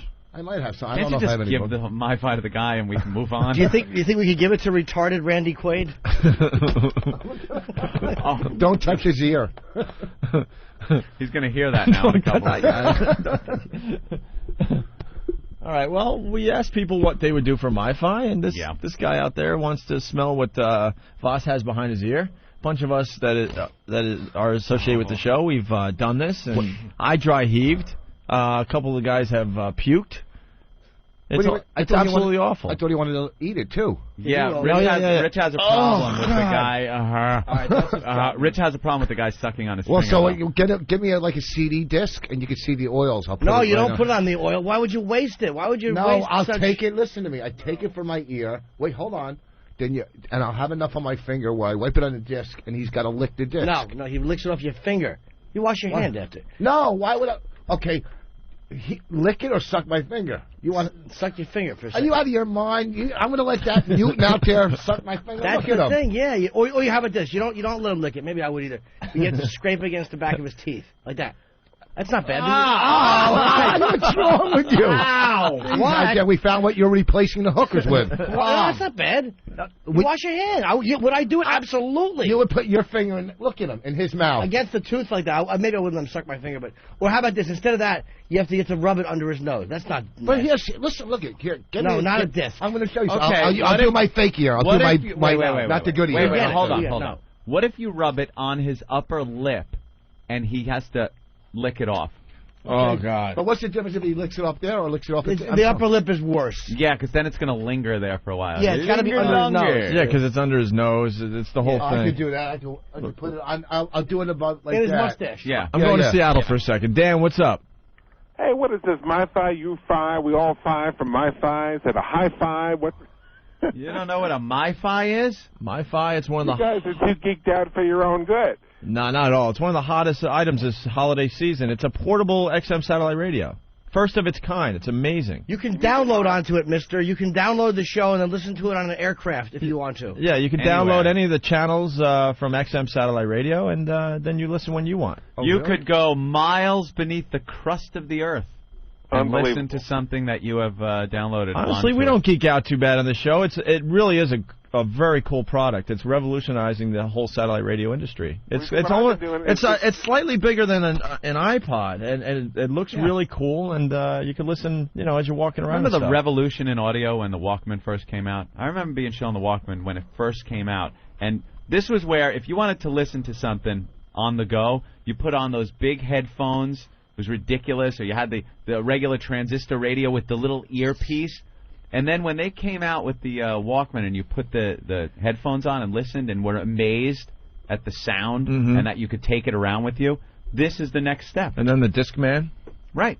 I think now you're talking satellite radio. I think the portable. CEO of XM Satellite Radio had something to do with the Discman. Really? I do believe, yeah. Ooh. They don't even have that anymore. Remember the portable CD players? Yeah. You don't need those anymore. You got the MP3 players. Now you got MP3 players, and now you have satellite. And it's just a matter of time before MP3... Well, I think some of the phones already have MP3 players, right? But nobody's using those. They use the iPods, right? Instead of the MP. Is that the same thing? I don't know. Oh, my God. What? The MP3... No, the MP3 player. I listen to the Motley Crue on it. It comes with a little needle. It's like a little record player. A needle. You don't want it to skip when you move MP3 around. player like the mini disc recorder player? Let them talk. Oh, my God, a mini disc. Isn't that what that is? Yes. And that's the exactly iPod what it is is. what you download songs. Yeah, of course. I bought one for my kid. Right. There you have it. Yep. I was listening to the Allman Brothers on the other night. You bought something for your kid that's probably 5 years old. An iPod? Oh, you got the iPod. Yeah, for my kid. You're talking a mini disc, though. You were Where saying did that mini come discs. They say what an MP3, a mini disc. Yeah, sure. I don't know what it is. I don't listen to that crap. I listen to, That crap? I don't listen to that kind of stuff. Who listens to music? You get to a certain age, you stop listening to music. No, you don't. No, you don't.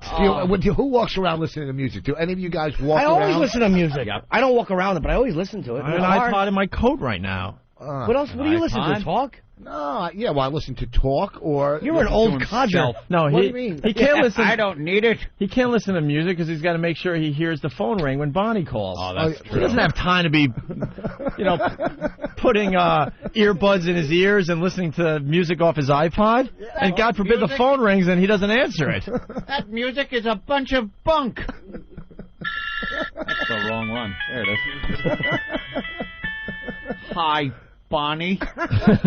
I was listening to my MP3 player when I thought I heard the phone ring. Was that you? My MP3 player's filled with all my mini discs. Sorry, Bonnie, I had the Victrola on. I didn't hear the phone ring. What's that? What? Watson, come quick. I need you. What the hell was that? Was that Bonnie? This is why I don't listen to music. I can't hear my Tootsie call me. What am I doing listening to these really long Allman Brothers songs? Snookums? I'm sorry.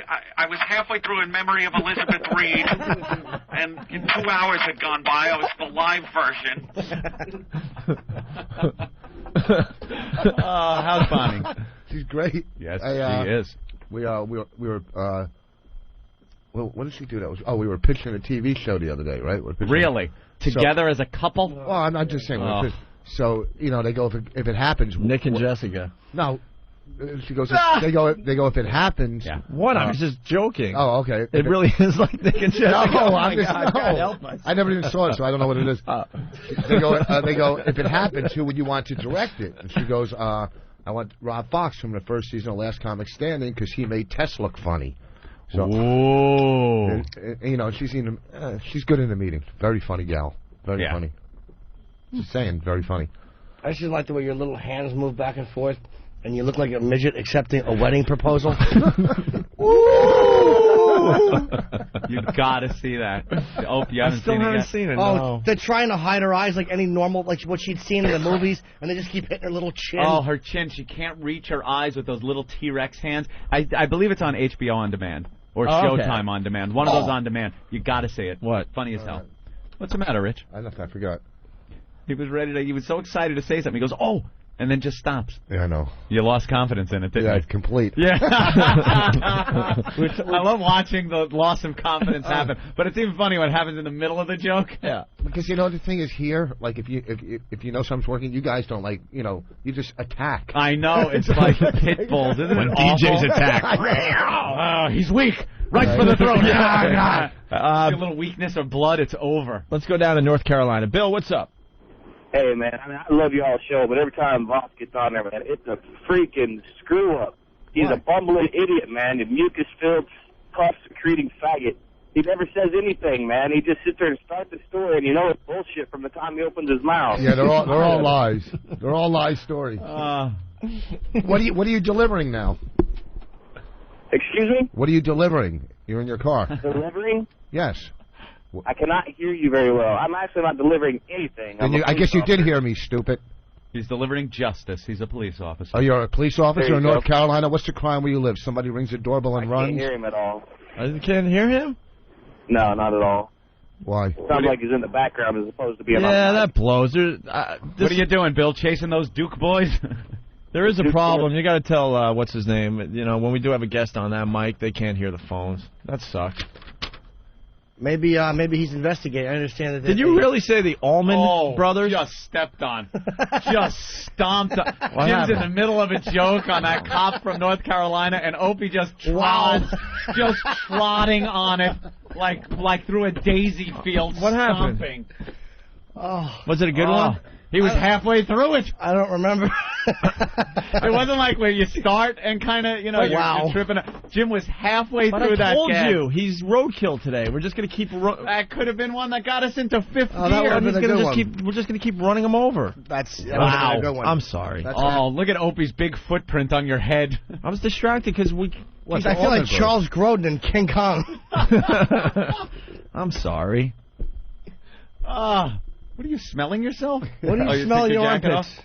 Are you stinky today? No, not at all. No, someone want to know if you said who are the Almond Brothers? The Almond Brothers? I didn't say the Almond. I said the Allman Brothers. Almond. The Walnut I didn't Brothers. Put a D on the end. I said Allman. Allman. Yeah, the Allman Brothers. All right. The guy thought you might have had a D. He was hoping Rich said that. And then Almond Brothers. And then Spooge Demon from somethingawful.com. Oh, remember that website from Justin? Part of the Cherry Darts thing? He has a whole Scott Peterson mom thing here. He does. Yeah, hi, Scott, it's Mom. Glad to hear you're giving up killing wives and unborn children. But Dr. Phil says... That's good. Yeah, Dr. Phil says when you get rid of your wife, you have to get rid of your little unborn son, Connor, too. You know, I worry about you with the cinder blocks and the rowboats and, Dr. Phil says when a carcass washes up on shore that you're fucked. I miss you, Scott. Daddy loves you. We watched your movie, Pearl Harbor and Jiggly. Come on, we love it. You don't think you look like Ben Affleck? I guess. Okay. Mommy thinks you look like Ben Affleck. Should never go for 3. That's still good. It's like I talk about North Carolina. Every time I've been on, I've been funny. I always bring something. Enough already. Rich gets very upset. It's always about him. He gets upset when people mock him on the... Look at this. Mike Ryan from Jersey. Boss, clear your throat. Are you phlegmy today? No. Which would be good for our little contestant. If you could work some into your schnoz and then pick it out. He'll have a booger. Do we have crackers today? Cracker? Yeah. What happened to the crackers? We just need one saltine. Well, you had that big bucket of crap yesterday you were eating out of. Oh, yeah. We could use one of those. And we party mix. They're too salty. They'll kill the booger taste. It's got to be something bland. That booger taste. We'll figure it out. All right. I don't want the booger taste lost. Because a booger is salty. Why don't we take a break and we'll give away the MiFi next? All right, let's do that. Does that sound good? Are you ready? Sure. You got good ear stuff? Don't touch it yet. I'll even give you the weak one. Don't touch it yet. No weak one. No rehearsal. We don't need to smell the weak one yourself. No, this is not SNL. You don't need a dress for it. Just do it when the man is here. here. It. Just save it and go for your all when he comes in. All right. Big finger full of custard. All right, we'll give away the MiFi next. Two guys getting kicked hard right in the crotch with no protection. Oh, that got him. Oh, that got him. If he wasn't chained up, he would have fallen down. This is not right.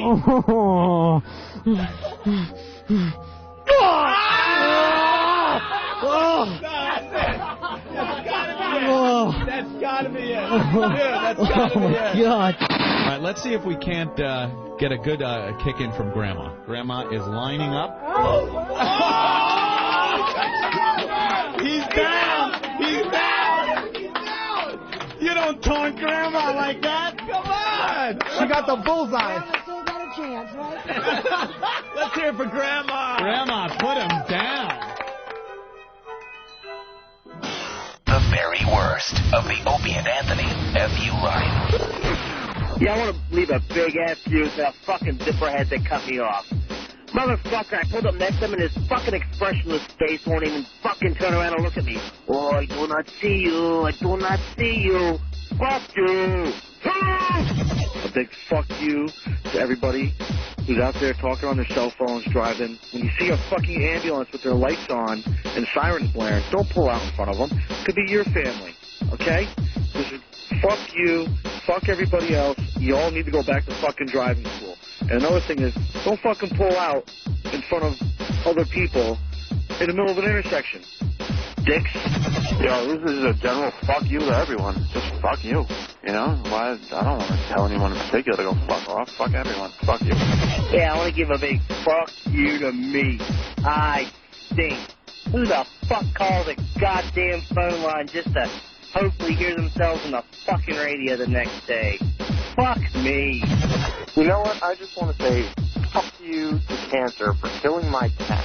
Yeah, I'd like to give a big fuck you to the retard who fucking broke my arm yesterday because I didn't let him eat a bag of marbles he thought was fucking candy. Little fucker. Also, fuck me for trying to help a retard who will never amount to anything more than a fucking booger-eating, shit-smearing Gilbert Grape motherfucker. Fuck me. You know what? I'd like to give a big fuck you to my wife, you know, and I'm going to keep banging the 23-year-old, so fuck you, bitch. Fuck you, you son of a fucking fuck. Hey, you goddamn motherfucker. Yeah, fuck you.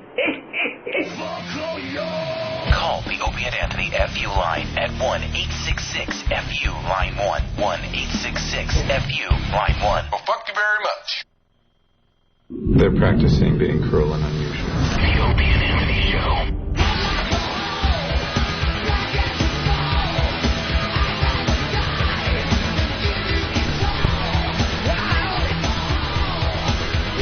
A big hi to everyone listening to us on their mini disc. It's the Opie and Anthony Show on XM Satellite Radio. Yukon, what's up, buddy? Hey, man. Hey, what do you got? Hey, what's going on, Ann? What's going on, Jimmy? Hi, fella. Hey, Opie, you're being a little corporate bitch. Ooh. Wow, harsh language. Why? A little corporate bitch? Yeah, with this free play week, you're just not being yourself. Am I right, Jimmy? I don't know. He seems like the same creep he's always been. I don't see any difference. I didn't hang up on him, by the way. He's He's gone. No, I'm not. I just got to read this crap that it's a free play week, and if you want to continue listening to Opie and Anthony Show, you got to add it to your XM account. That's it. You're selling out, man. Call 1-800-XM Radio or subscribe online. You let the man infiltrate you, man. Man. Ooh, look at that fire. Yeah, we've been watching the Chicago fire on TV. They put this out yet? Boy, they'll do anything to get people's minds off that basketball team they have out there. True. They haven't won a game yet. They're doing really bad. For the Bulls? Yeah, they stink. That was kind of a good line. No, it wasn't. It wasn't a bad line. If I delivered it better and it had a better punchline, it would have been good. It would have been good. It had potential. Rick, what's up? Hey, Rick. We lost Rick? Hello? Hello? Rick? Oh, Greg. Greg? Rick, Oh, whatever. great. Okay, I wasn't sure. Okay. Yeah, I was watching CNBC a couple of minutes ago, and Gary Parsons was on there talking about the stocks. He can't stop eating. It's just amazing. Yes, go ahead. And Toyota is going to be offering XM in 2006. Really? Factory installed or? Factory installed. Where'd you hear that? Or dealer option? And no. The key to satellite radio is the factory installed. Yeah, and it's already in GM, of course. Yeah, and, we know. And Honda this year. Okay. Well, we have to find out what that's about, because that would be big news today. Yes? Well, he was on there for about 10 minutes, but I couldn't get through, so. Okay, thank you. Okay. All right. Yeah, someone wants, maybe if you just put a condom on your finger, then the guy could suck your finger. I don't know if you could get, like, good... That's kind of a good idea. No, it's not. You know, we got to get this Why? MiFi thing out of the way, because I think it's kind of just slowing down the show a little bit. I really do. Why? Then it could stay, and we'll do other stuff. Oh, okay. We got really Over racist there, music you gotta- we're going to be playing in a little while. It's What'd you called the say? Showstopper today. You got to go over there and do it. Huh? No, I'm just telling Rich he can't do it here because he won't be able to handle the. Oh, I'll freak What's out. the big deal? You should take a I'll whiff. lose You my never mind. got a good whiff. I'll lose my mind up in here. You're the only one that hasn't whiffed it. Yes, I know. Okay, I'm why do very you take the proud. weak ear? Take the weak ear. No. Right here, the weak Come ear. on, man. The reaction would be so great. It smells like grape jelly. No. The reaction would be great. The weak ear. No.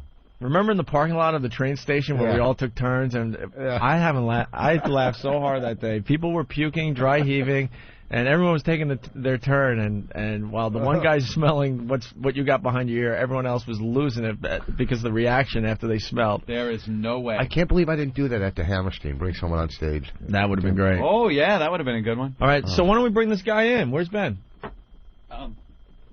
Ben doesn't want to be in the studio for this. Oh, so. come on. Yeah. Come on. And he gets real. So what? The boss wants him in here. Yeah, no. Ben's the executive producer. Ben needs to be in The here. boss wants him in here. Believe me, Ben I don't can't want to be in here for What this. happened to this show? Of course Ben has to... What happened to taking one for the team? This show lacks discipline. We all used to take stuff for the team. Ben, he's ignoring us. He's at a computer. What's in your luggage? He's ignoring us? Get in here. Just... get in here for a second. I don't care if you'll throw up. Why did you Stop whining? He's got to at least explain himself. No, he doesn't. He's got to stand in here because the Do boss you guys wants him. understand how bad this is? That Ben is like, no way, I'll throw up. I'll throw up. Just No, you won't. sit over there. No, I've never been. I've never been. That tight sweater will stop it from coming out. Like discipline. No, you don't. The boss needs you here for executive producer decision. Just stand over there. No. Why? I will puke on you, and then I'll puke on the ones that are. I will. On the ones you love? I'll puke on Norton and Opie. And What's the problem? Very good. I will throw up. What is the problem? I will throw up. Well, then don't have any more sushi. Stay here. Yeah, you're not going to Yeah, throw what- up. You're not smelling it. Yeah. Dude, even up. watching it from in there last time, I almost threw up. The boss said you got to stay It's here. really The not boss bad. talks. Come on, Have Ben.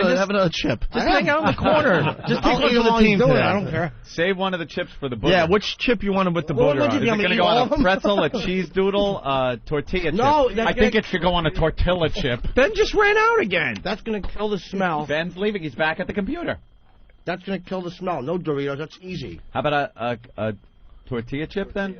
No, here. One of the white ones. Oh, a Take the cracker? salt- I don't know. There's salt on a Take saltine. the salt off. It's got to be something Hence else. the I'm name. telling you. How about a little piece of bread? Is there anything? What do you put in your mouth to get the salt taste out? What do you do?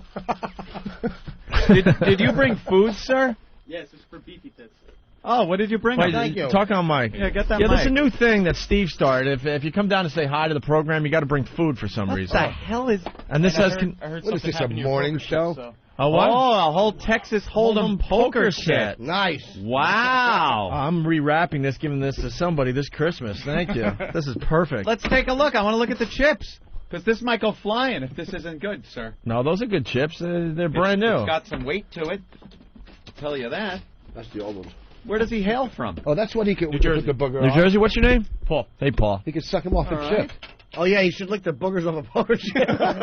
Ooh, that'd be good. That's right, off a Texas Hold'em chip. All right, the poker chips look bad. good. They look pretty good. They got some weight to them, some thickness. Not like that cheap crap that Broad bought. Well, there they are, the famous chips.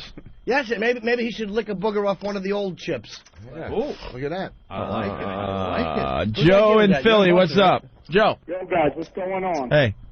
Listen, there's these two DJs on NJ1015. Mm-hmm. All right, their name is Craig and Rossi. Yeah. They use a lot of your shit. The ping pong, the silent, and they say, oh, no, we're friends with O&A. They let us do whatever we want. Is this true? Because these guys are sucking all your shit up. Yeah, I've heard. I mean, I worked with Craig, and he's a really good guy. I don't understand why he's got to, do the stuff we do. Well, I just wanted to know because I mean it ain't right because I don't understand that. Well, we're friends, so it's cool. No, it's not cool. Do you know them guys? It's Craig, who used to work at NEW, one of the sports guys. Sports guys? I've heard this a lot that they're using the ping pong and a lot of the stuff that we kind of started doing on our show. All the time. The silent game, There's no reason. All the time, and they always wait and they go. Oh, I was wondering how long it was going to take for them to hang up. I'm like, oh my God, you got to be kidding me. Well, they're just a couple of clones is what they are. Yeah. We are the innovators, Robin. All right, so what's your name again? My name's Paul. Paul. Paul.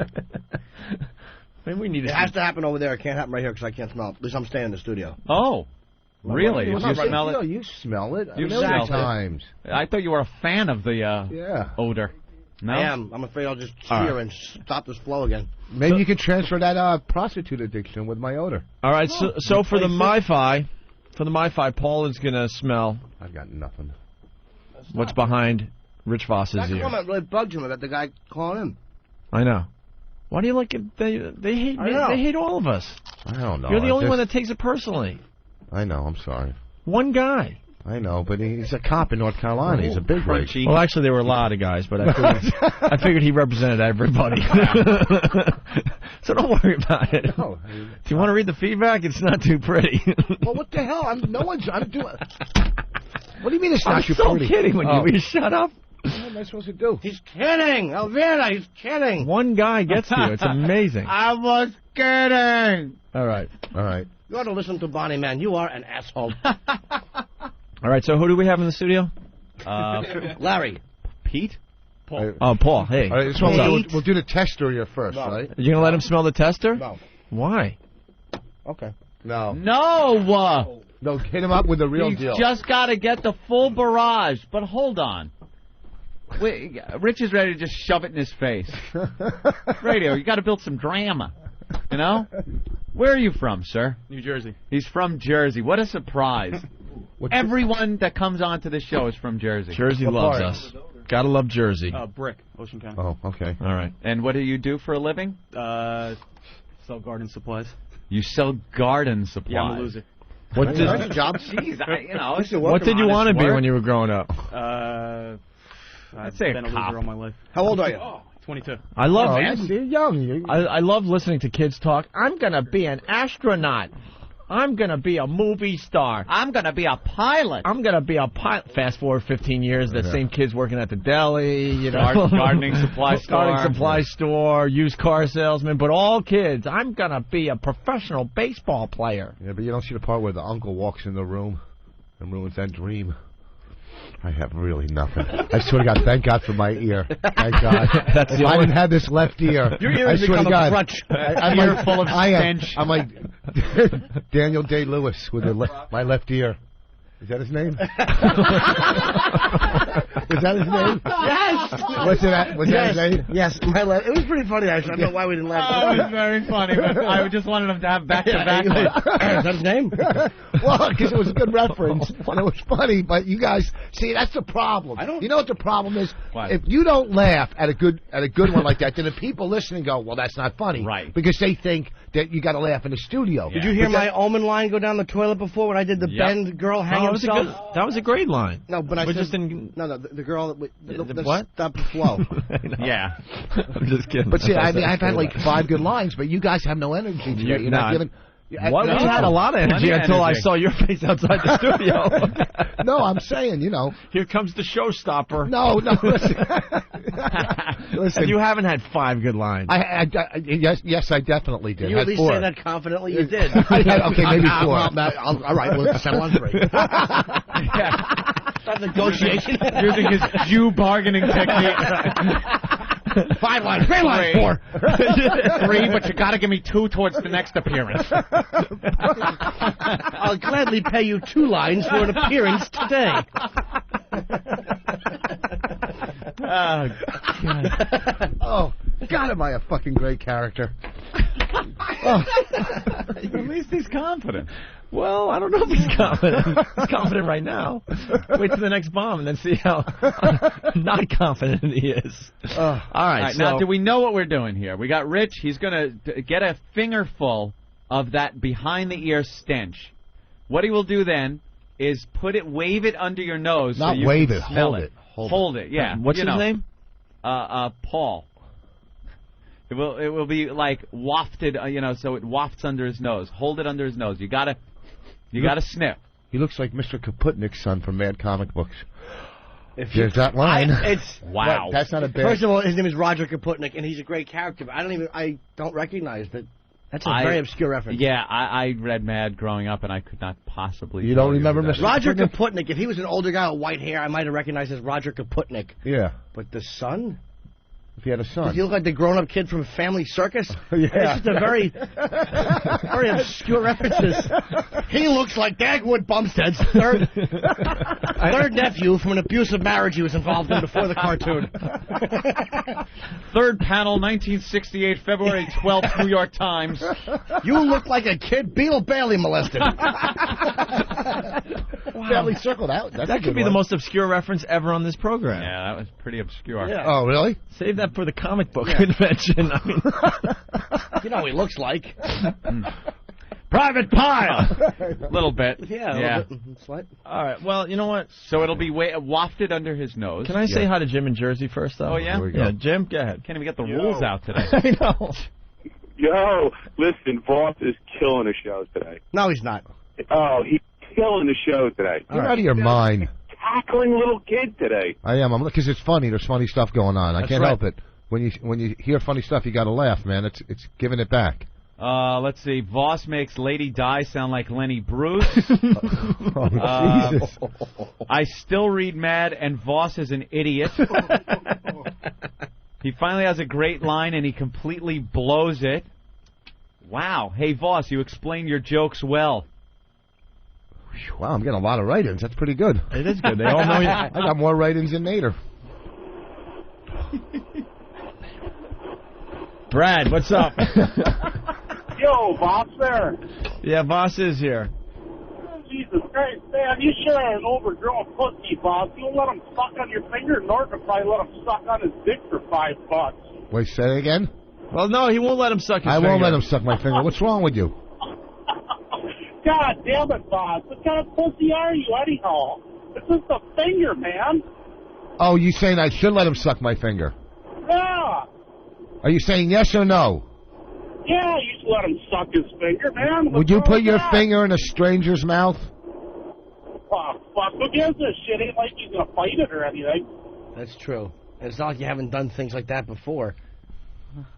All right, so what's happening here today? But I think Anthony's idea about wiping it right here so it lingers in his... But this kid doesn't you got to get a good smell first. You got to breathe it in so you know what it smells like, and that'll make it that much more disgusting for him when Voss then wipes it on his upper lip. Mike doesn't care. You don't think so? No, he's ready. Do you care? I saw you kind of grimacing. Yeah?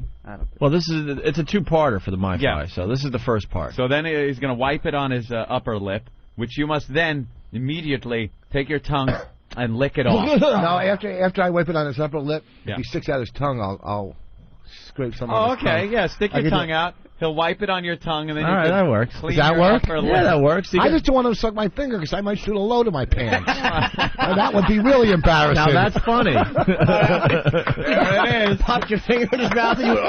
Hey, Voss is back. Voss is back, everyone. His eyes blinking rapidly. I lay back, have a cigarette in the studio. Oh, man. Like, for that moment, all shame of what was happening would just go away. You're just coming. All right, let's go.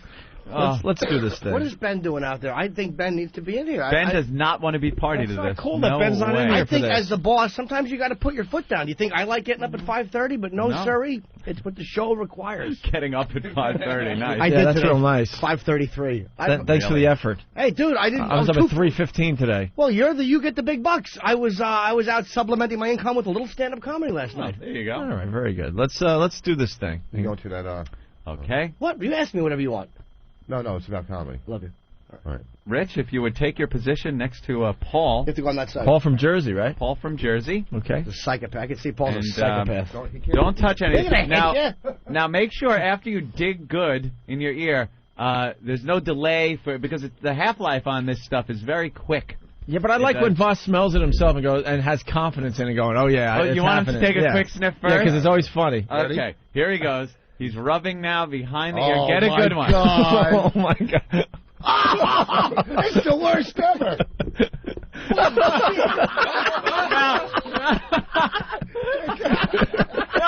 He's gagging. He's gagging. This never disappoints. Recharge it a little, boss. Recharge. This never disappoints. You can't fake that. No, wipe it. Now stick out your tongue. Stick out your tongue. He's puking. Oh, God, he's puking. Get your finger away from my coffee. Oh, get it out of there. Oh, my God, he's all red. It won't go away. It won't go away. He can't take it. Oh, his whole he is face so is red. He tried to put his tongue out, and his body revolted and wouldn't let him put his tongue out. Did you see him heave? His body, like, shook. He's still leaning over the garbage pail. Boss is gagging. Just smelled it himself. Oh! Damn it. This never, this never disappoints. I still got more. Yeah, get one of the interns to try it. Wow. It's so. That. Did he get it on his lip and all that? Oh yeah, he did it. Yeah, it's on his lip. What about That's the why it won't tongue? go away. What about the No, tongue? not the tongue. He didn't get any on the tongue. Did he? No. He licked it. No, he licked it. He tried to lick it. Oh, he's puking. Dude, he Again. he put his tongue out, and his tongue physically wouldn't do the act. Did you see him shudder? The whole like he shuddered with that heave. Kev has no sense of smell. No, Kev has no sense of smell. Yeah, probably would sit break back through over that. there. No, stop it. No, I can smell it from here. Rich must stop it. Rich, someone else has to take. Must now be escorted to the bathroom where he must wash his hands. Yeah, he's still got more. More. What the hell is that? A dumpster full back there? Who hasn't smelled it yet? All the interns have, unless there's somebody you want to punish. I don't know. No, they've all been working their asses off. They're all very good interns. They're How great. about Master Poe? Has he smelled it? No, because Master Poe will just He'll twist off the offending digit. Oh my God, that never ever disappoints. I don't know what it is. It never ever disappoints. All right, relax, Master Poe. How about Nathaniel? He Nathaniel hasn't done took it. some. He did. Did he? Well, Lars has. Did he? I can make a deal with Nathaniel. We have his comedy tape. I'm sure he'd like some exposure today on the radio program. Nathaniel, please come in. It's bad, right? Doesn't it violate you as a human? Wait, get him on the Yeah, on mic. what? Paul, hold on, Paul. you Nathaniel first. Oh, no, we'll go to Paul first. Paul, what does that smell like? Get right on the mic, please. The most rotten pussy you could ever think of. Yeah, everyone describes it differently. No. It's something like rancid meat. I didn't have confidence. Rancid meat and like old cheese. It's Yeah, like I didn't have confidence in it today. I just thought it wasn't going to happen. I didn't think we were going to get the reaction. Oh, my God, that was But like... it never disappoints. I have to have confidence in this every time. every time. Because it just seems like such a stupid thing, but I'm Yeah. telling you. He turned like beet red and it started heaving into the dry He heaving. tried to lick it. His body wouldn't. His tongue allow wouldn't do it. Wouldn't allow it. No, my tongue won't allow it. All right, well, hold on a minute. Wow. Leslie's not happy with us whatsoever. Leslie, what's up? Dude, no booger. No more. No more ear. No more booger. Booger. No. Booger. Booger. Can you Oh. stand over there? I can't take it. I cannot take it. All right. Well, if you don't want to hear Paul eat one of the boss's horrendous boogers, He doesn't deserve that. Shut up! He's getting almost a $400 thing. yeah, of course. I'm taking that for free. Yeah, exactly. I don't think All right, Leslie, you might want to. No, get away from me. You might want to turn off the program for 5 minutes. All right, thank you, Leslie. Goodbye. All right, ref. It looks like in Maryland. Ref. Can you not? Will you stop walking around and waving your finger like a weapon? Reef? Reef. All right, whatever. What's up, Reef? Hey, you can't make this poor guy eat a booger after getting a dirty Voss. You can, because I've gotten a Voss. And you know what? Rules are rules. Rules are rules. That's right. I don't have any. But hold on. Let's get. Wait, we got to get Nate. Some more, Try to get Nathaniel some. I don't know. Nate. I'll tell you what I got left still. Nat. Go over there. You want a blank disc? Can you stop walking around with that finger? Nathaniel, our intern, is in. He's a comic, Anthony. Yes. All right. Up and coming What comic. are you doing though? No, don't do it yet. Wait, not after. Hold after on. And he brought in a tape. He performed at Caroline's last night, and I'm sure he would like a little exposure today. Mm-hmm. But I think he's going to have to do the Voss thing first. But why do you want to wipe it on something, Rich? Just to show you how much I had. But do it and then with your finger under his nose so he can smell it. You got to get a good. There's a lot, huh? We got to. Well, get on mic. We can't hear you. Snorting from your nose. It's meaty. It's meaty. All right. Oh, he's taking it like a man. Nothing. Oh, he's good. I think once my cherry's been popped on this, it's just really. He already smelled it. Wow! What? Oh my God! Look at the CD. He's wiping it on a CD, and you could just see the big smear of. Oh my God! Gook. Get away from me. All right, we see it. Get away. away. You're awful. You're an awful man. Get that away. Oh, throw that out. Sell it on eBay. Watch this. Toxic waste. Oh my! Serious DNA right there. Nathaniel took that. I can't believe it. Took that like a champ. Well, we all know it does wear off after. We have learned not that much. We have learned though. Yeah, no, it wears off pretty fast. The first hit is usually the worst. It's usually the worst, right? Oh. I think the whole studio's starting to smell. Holy shit! I think the whole studio's starting to stink. Oh my God! I'm gonna throw it. Look, it smells like cheese and an asshole. Get away! Get that thing away! Throw that away! Throw that disc out! Throw it out! Florentine goes to Bonnie. Have you smelled his ear? And she goes, yeah.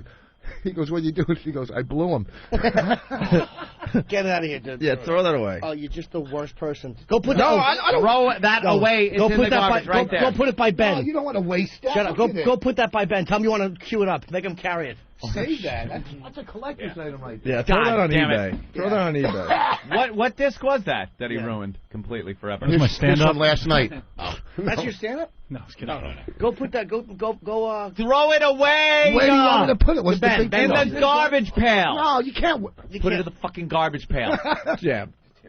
It puts the stink disc, disc in the pail. Yeah, I we can't gotta even play speak. that for the people that are checking us out for free this week. We'll do that in a minute or two. What about the booger? No, I don't have any. You don't have any boogers? So do I get a My Fight too then? Awesome. No, you get your comedy play. Oh, yeah, cool. No, I got nothing. You have nothing? No, because ever since I used that nose trimmer, nothing's getting caught up. All right, well, we'll figure it out. So far, Paul's got a MiFi. No. It's horrifying. That's enough. The video's hilarious. God, Rich is digging in his nose. God, I hate seeing people pick their nose. You told me to. Can you go wash your hands in a fucking... What are you doing? God. Were you... Dude, it's disgusting. Here, I'll let you out. Oh, that was funny, though, man. Paul dry heaving. Did you actually puke, or was it more dry heaving? He came up and went back down. Rich, what are you doing? Just go wash your Rich, hands. Gotta watch. Gotta watch. All right. Well, we'll play Nathaniel's comedy tape a little bit. You took it. What can I tell you? Rich is going out. It wasn't the reaction we wanted, but we'd rather have a real reaction than something fake. Yeah, absolutely. So there you go. He took it. It does wear away a little bit. Yeah, one more little spray of Lysol. Okay. And you want to you want to do this or no? That reeked. Bad, right? Where you are. Oh, sure. You ready right now? Sure. Why not? All right. A little surprise for everybody. Haven't done this in a while. Right? No, we haven't. And we can't tell you what it is because we want to get it done before anyone gets in trouble, right? We've done it in the past. So let's go to Sex Bagel out on the streets of New York City. Sex Bagel! Hey, guys, I'm out here in the cold, pouring rain with a bunch of Tony Danza fans here. We have Tina from Philadelphia, who is a massive Tony Danza fan. She would love nothing more to speak to Tony. Oh, that's wonderful. All right. I think Tony Danza's ready here.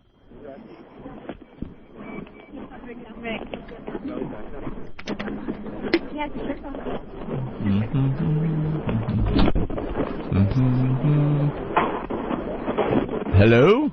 Hello? I think we're ready for Tina. Okay, hang on 1 second. Okay. Hello? Tina. Hi, Tony. How are you? Hey, how you doing, Tina? Good. We love you so much. There's 8 of us. We came all the way from Philadelphia to see you. Philadelphia. Hey, Grandmother came. hey, you know I'm doing very well in Philadelphia. That's great. The show taking off. Getting married. I am so very excited. I went to hear your CD. I wanted to purchase one. Oh, you like that? Yes. Yeah, well, I loved singing for so many years, and you know, God bless, I've been able to pursue that now and put out a CD. Oh, that's great. I was a big fan of Who's the Boss. Oh, Who's the Boss? And of course that other show I was on. But I still love you. You're so hottie. Oh, hey, does that mean Tony might get lucky? I can't wait to meet you. Oh, you can't wait to come into the show, right? And see how you think I'm doing as a talk show host? Huh? How do you think I'm doing as a talk show host? You're doing host? good. You're doing great. Oh yeah, I don't look like a complete buffoon up there. No, not at all. Not you know, at all. because I'm pretty stupid. But you're funny. You're funny. It's a great show. Hey, you watch the reruns of Taxi? Huh? You watch the reruns of Taxi? Yes, I do. Yes, I do. When I was a young guy, you know, my mule was all hard. Definitely. And that little guy with the little guy on Taxi. The little guy on the Taxi.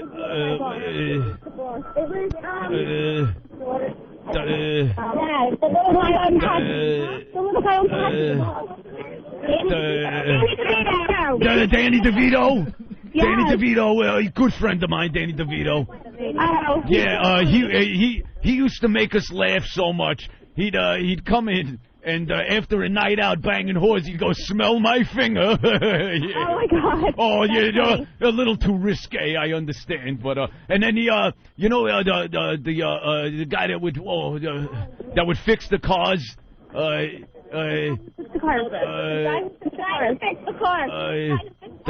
guy who fixed the car.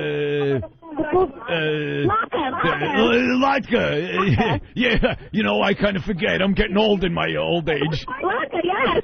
Latka. You know, he would come in after banging bras and say, "Smell my mule." Yeah. Yeah, that's great, though. I'm so excited to see you. You know, it's like Dr. Phil says. You know, when you give something up, you got to replace it with something else. Right. You know, right. You understand that, right? Oh, I completely understand it. Yeah, huh? So how long before they let you in? I don't know. We're still waiting. Hey, do you know who's on the show today? No. Uh-oh. I was hoping you'd tell me, because they don't tell me till the last minute. Oh, really? Oh, my God. Yeah, we don't know who's on the show today. Hey, how big of a Tony Danza fan are you? I'm a big fan. A big fan? I'm a huge fan. We're all huge fans. We have 8 people. Yeah. What's out your CD? Excuse me? Could you give me a CD? I will personally give you a CD after the show. As a matter of fact, if you let my person on the scene there, Eric, know where you're sitting, how would you like to come backstage after the show and hang out with Tony? I would love it. I have 8 people with me. Can they come too? They could all come backstage. That would be awesome. But, you know, there's a little trade-off here, you know. A little trade-off. I do for you, you do for Tony Danza. Okay. All right? Do you understand? I completely understand. We love him. Hello? Here we go again. Hello? Do you know the kind of favor Tony needs? You know, it's pretty a lot of high pressure doing a show every day like this. You understand? I completely understand. And I need to relax a little bit. You know, I need to relax. I used to have to relax on a set of Taxi and Who's the Boss. And there were people that would help me relax. Maybe you could help me relax a little bit, is what I'm saying. I'll help you relax. You know, maybe a little back rub? Definitely. Would you like to give me a back rub? I sure will. Hey, maybe a little front rub. Oh, my God. Are you married? Yeah, I'm getting married in March. Yeah, well, I'll try to put a stop to that, huh? Hey, you keep your husband happy, huh? Yes, definitely. Hey, you want to do me a favor? Sure. When I'm doing my my monologue at the beginning of the show, would you come up on stage and give me a kiss? Oh, I sure will. I would love it. You know, I'm starting a new segment on the program, and I like having a lovely young lady come out on stage and give me a little peck on the cheek. I would be honored to. I would definitely be honored to. Now, we need a good time for you to come out. Okay. And give me that little kiss on the cheek. Okay, definitely. Now, as soon as I walk out, okay, I'll walk out on the stage. Okay. And I want you to, you know, the audience is applauding because I'm Tony Danza. And you come out, and I'll be like, oh, here's someone from the crowd. And just say, I love you, Tony, and give me a kiss on the cheek. Oh, that'd be awesome. And then you go back to your seat, and I'll give you a CD, and you come back and give me a massage. Thank you very much. Absolutely. I'm so excited. And so am I. Thank you. I won't ruin it by saying anything else. All right. I look forward to seeing you on stage at the beginning of the show. I sure will. Thank you. Hey, thank you very much. God bless. Thank you very much. God bless you, too. Bye-bye. Hey, guys. Eric. Hey, we have the head of security here. He's right next to me. He wants to confirm that this isn't the Opie and Anthony show, that it's really Z100. Yeah, sure. Okay, hang on 1 second. All right. We have somebody from the company who wants to, if you want to confirm it. Oh, what happened there? Uh-oh. Well, is there a problem? Sounds like somebody's onto this shenanigans. I knew it. I knew it was too good to be true. Someone from the show knows the deal now. That stinks. Oh. Well, I'm still going to have to watch today, and hopefully they won't talk to that woman. Yeah, they'll talk right to her. Do you think? Yeah. We'll get it done. I don't know. Maybe Eric kept her away from the girl I was talking to. Who knows? I don't know. Boy, they always think it's Tony. They're so happy to talk to that big, your impression's dumb phenomenal, though. I think it's bastard. Tony, and I'm looking at you. Big dumbass. Eric's all nervous. He's down there in his fake Tony Danza T-shirt. Is he wearing a fake Tony Danza? Yeah, he went down there with it. We actually had T-shirts made up. Let's say Tony Danza Show staff. He got like Tony Danza's staff T-shirt, a jacket, a hat. Oh yeah. Well, we go all out for our bits. We do it enough. One of these days, it's going to happen. They probably make an announcement before the show. We don't know if Tony spoke with you. Look, if Tony Danza spoke with you on the phone, don't come running out onto stage, okay? You fucking rube. Come out and give me a kiss on my cock. Duh. Oh, wow. She was very happy to sure. with Tony. May have to just be vicious from now on, then. If it's never going to get on stage, you may just have to keep smashing them with filth. I know. You know what's really funny? She doesn't... I'm talking to her, and I bring up that Dr. Phil said, you know, if you give something up, you got to replace it with something. You understand? And she's like, oh, yeah. Like, she's just so thrilled to talk with this idiot that she doesn't care what he's saying. She's just agreeing with it. She's agreeing with anything. We're trying to get Eric back on the line, but... Hey, where'd he go? Ben's laughing. Ben, you can come back in. The boss thing's over. Why Jesus. is Ben cackling? I don't know, but he's got something to say. It's in an outbreak suit, Ben. He's just afraid. He's being, they're threatening to arrest him. Oh. Disorderly conduct. How is that disorderly conduct? He's the most orderly guy ever. Then they grabbed his phone or something. They grabbed his phone. What? Is this going to be the first person arrested on the new Opie and Anthony show? Eric. Why can't I fucking do it? Hello? Hey, what's up, Eric? Yeah, they're not letting me leave. They're threatening to arrest me here for disorderly contact and ruining their show. Eric, run away. They're not cops. Leave right now. Run. Hello? Oh, they got him again. Just run away. He's got to just run. They don't understand. People don't understand. If they're not cops, you can flee. Yeah. Run away. Oh, Eric's going to get arrested now. Eric's going to get arrested because he's not running away. Like stupid Mercurio. Run away. Run. They're not cops. You can run from Danza security. They're not going to put an APB. Hey, calling all cars. Look for a cute little chubby boy with frosted hair. Car 54, where are you? Whoa, it's the Danza police. The Danza police. Da-da-da-da-da-da. Are you kidding me? I thought we were pretty sneaky today. They've been just waiting for us, huh? Pull over. Who's the boss? I'm the boss. Don't make a move. Drop the cell phone. Well, someone has to get down there. Oh, he's got to run. I'll give Ben all the numbers for the record label guy, so I'll go down there. Well, disorderly conduct? That was the most orderly all right, hold on. ever. Danny's good. Danny, go run down there with a cell phone. Don't get caught and tell us what the hell's going on because they took us. Oh, wait, is he back? Who's this? Hey, it's Eric. All right, what's going on? The guy keeps smacking the phone out of my hand and closing it. He's like, I don't give a fuck who you're talking to. He's like, and he's sitting there trying to take a picture and everything. Just walk away, stupid. I've been trying to, but the guy won't let me fucking get me go. What, is he holding on to you? Yeah.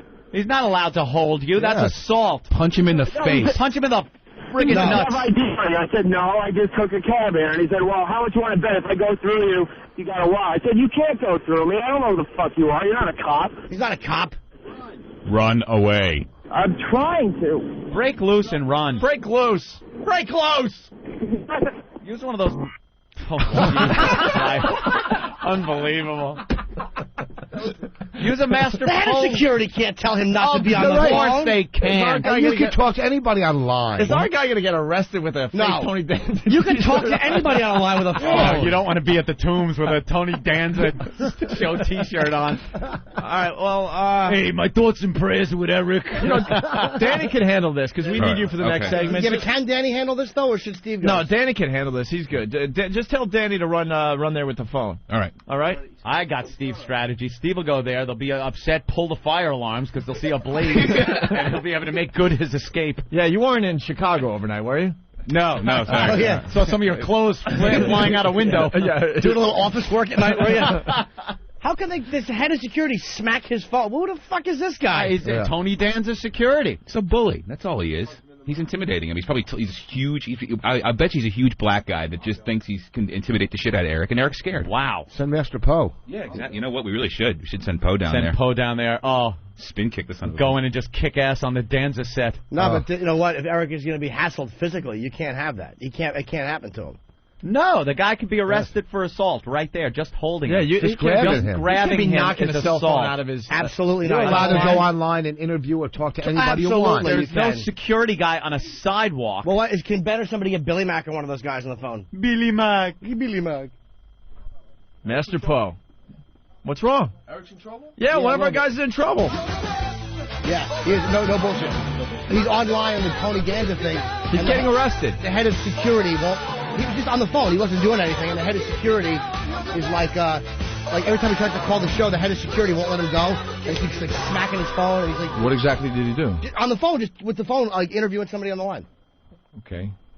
This just in? He got away? Yes. Okay. Oh, good. Of course. Is he running? Yeah, he's running. I just told him I'm running in the middle of traffic. That's how he just run. You could lose him. What did they do to him? Oh, I don't know nothing now. They knocked the cell phone out of his hand, right? Yeah. We'll get the full report when Eric gets back here. Contact with Keith. You can't do Bodily that. holding him. No, you can't do that. That's against the law. All right, we'll you find can't out. smack anything out of anyone. When Sex Bagel gets back, we'll find out exactly what happened. Okay? Dude, I really think that if he smacked the phone out of his hand, Eric should file a report. Exactly. There's nothing illegal about interviewing somebody on a line. Of course Why not. do we have to deal with cops again? Twice already? It's not against the law. No, Eric's not a disorderly guy. Not against the law. Maybe he can get free tickets for Tony. And he's a nice guy. Oh my God, Master Poe's going to lose his mind. Look at him. Well, breathe. He's taking the legal route. Breathe. Thoughts and prayers, Poe. Breathe. We gotta get some boards in here that you can break when you just get pissed off. We should contact Keith because honestly, well, we'll find out as soon as Eric gets here. That's wrong. Yeah, it's wrong. I hope he's ditching the Tony Danza T-shirt where Master Poe ditched the bloody ghee. The bloody ghee in a dumpster. That'd work. Ditch the evidence, Eric. If you're listening to us, ditch the evidence. How is he listening to you? He doesn't. Maybe he has a Wi-Fi. I don't know. All right. Jeez, well, we'll find out what happens when he gets here. Okay. Okay. All right, Poe. Breathe for us. Okay. Poe's very pissed off. Eric running down the street. Your mom's phone! Right, he got the word in.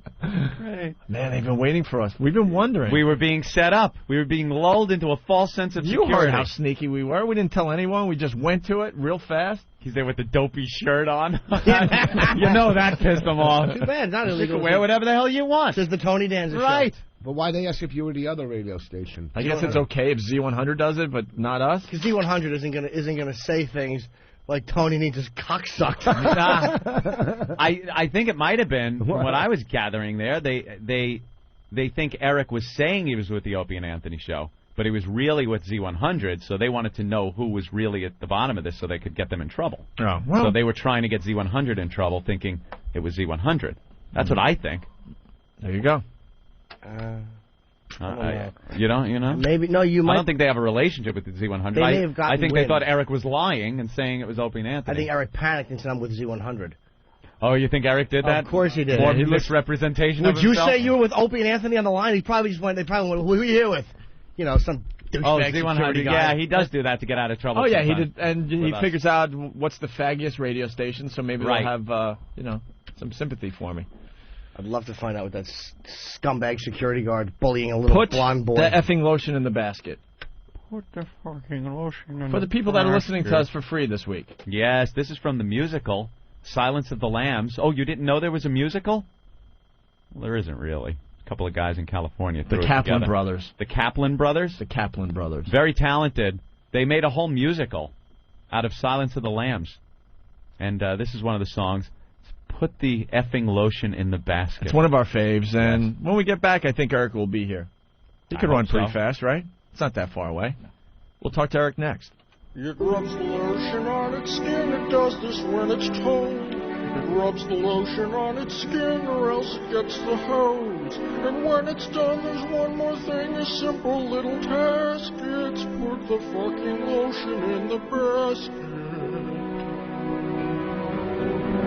Put the fucking lotion in the basket. All these stupid women are the same.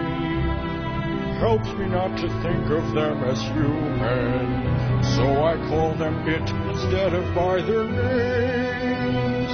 Mister, please, no more abuse. Can't you see there's no excuse? My family's probably wondering where I've been. I'll starve you so your skin gets loose. Stop crying now, you big fat moose. Just put the fucking lotion on your skin, and then put the fucking lotion in the basket. Your chances for survival are remote. I'm impervious to all your silly whining, so wipe down before I jam a ball right down your fucking throat. Mister, please, my mom's got money. Let me go, this isn't funny. Cops are sure to send somebody. Turn me loose, don't be a dummy. Listen to you scream and wail. Keep it down, you fucking wail. Mind the broken fingernail. The last girl climbed halfway but failed.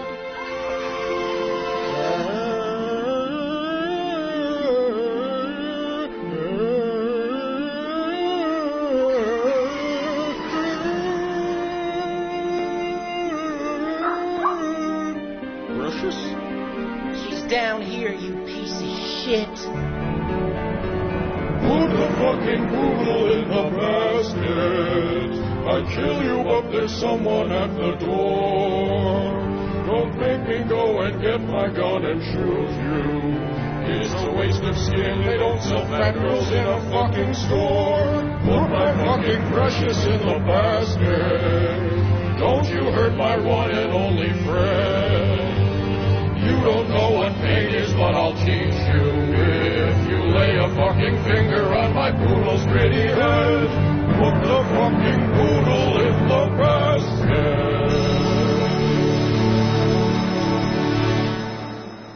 Hey, you ungrateful brine shrimp. This is Greg Proops, your old pal, the one with glasses on Whose Line Is It Anyway? And you're listening to Opie and Anthony, as if you had something better to do. I've got stupid in stereo. The Opie and Anthony Show. All hell has broken... Wow, that was real loud. I had to stop. All hell has broken loose on the Opie and Anthony Show. It's the O&A virus spreading across America. Thanks to XM Satellite Radio. We're in the middle of our free play. Our free play week. Actually, not the middle. I guess halfway through tomorrow's show would be the middle, I guess. Right. Ernie from Nebraska. What's up, Ernie? Not much. I started listening to you yesterday. You got a cool show going there. Oh, thanks. Thank you, Ernie. Thank you. Are you going to sign up or what?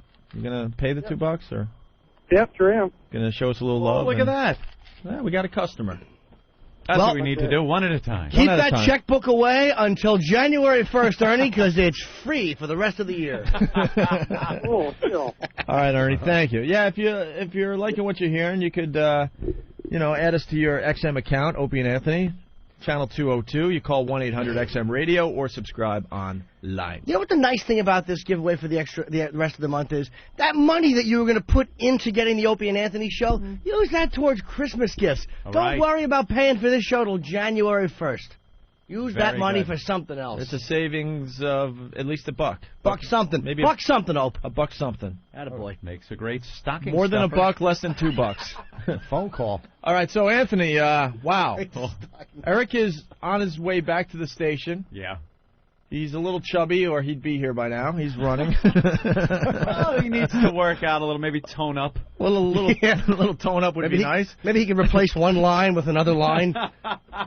To the Nagels listening in Florida, don't worry, your son did not get arrested yet. No, he's fine. He had to call up twice for us to tell him to run, though, which gets me... You got to have a briefing with some of these people, Opie, because the prime rule for anyone out and about that is involved with this show on the street ever is to make sure you get arrested so we get the publicity?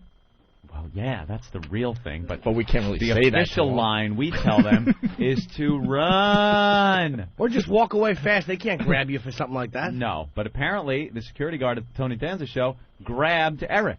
They were and was on to holding him, saying that the cops had been called and that he was holding him there, bodily.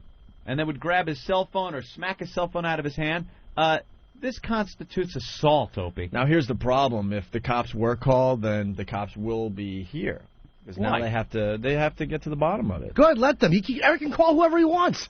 You think New York's finest is going to take the time out to come down here after they talk to a Danza security guard and find out that nothing was happening? Danny. Hey, what's up, guys? Hey, Danny. I just got to the line. There's no sign of Eric, but there is a big beefy security guard I could probably talk to. All right, yeah, ask him where Eric went. All right, hold on. Wait, we can't get our internet. Wait, Danny.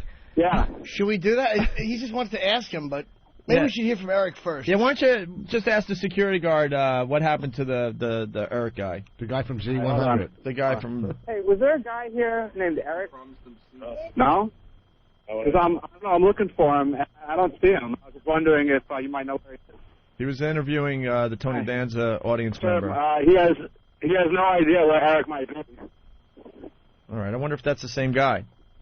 Yeah, I don't know. It could be a different guy. Okay. I'm peeking in through the windows looking for him inside. No, Danny, Eric ran away. Oh, he did run away? Yeah, he ran away. He made like a banana and split. Yes. All right, cool. All right, thank you. He ran like Bobby De Niro from a Norton photo op. Oh, God, that would hurt. Thank you, Chief C from New York. Did he say that? Yes, I'm not going to call up Eric. I want to see where he is. We want to... Ben Ope wants Eric on the phone. Get all the details. Yeah. So, we've been doing this Tony Danza thing off and on for... Well, I guess that's only the third time, right? Yeah, that's only the third. Is my mic lower again? I don't know. Eric ran, man. Somebody held Steve C's hat under his ass. There we go. Yeah, from time to time we go out to the Tony Danza line as they're filing in to see that stupid show, and Anthony does a great Tony Danza impression. And have a little fun with it. And we have fun with the rubes that are waiting to see Tony Danza. And plus, they're all rubes on that line. And they buy it every single time. Every single time. All happy to talk to Tony. We haven't been tripped up once. Do we have, like, the other one all queued up? Maybe we can play this, and by the time this ends, Eric will be in studio. How does that sound? This was the dirty one. This is the dirty version? Yeah, this is pretty funny, though. So, finally today they were on to us, and they caught us, and I don't know what's going to happen. Because they were trying to hold Eric there, the security guard, and supposedly the cops were called. I bet they had a big meeting about this a while back, and they were all psyched that it was happening today, probably on the walkie-talkies. It's going down. It's going down on the line. He's out there. He's out there. Code blue. Code blue. He's on the line. Big meeting. All right, if it happens again, I want some fucking heads busted. Yeah, you know how he... Like Dan's in there with a baseball bat. I guarantee that's how he talks when he's not on his show. These fucking pricks fuck with my show again. I want some blood on that fucking sidewalk. You hear me? I ain't the nice fucking Danza here today, pal. It's all nasty. Like when they take the guy back at the casino and he's been cheating. Yeah. Oh, in the cooler? Was that? No, I think. Yeah. What movie was that? Casino. Casino. And they take the guys that were cheating. Oh my in God! the back, you could have the money or your hand. Oh yeah. It was also in the cooler. Yeah, they had a scene like that. It was. Cooler. In the cooler. Yeah, but your casino's bigger. And it's Tony Danza. Hey, how you doing? Hey, why don't you come back here, huh?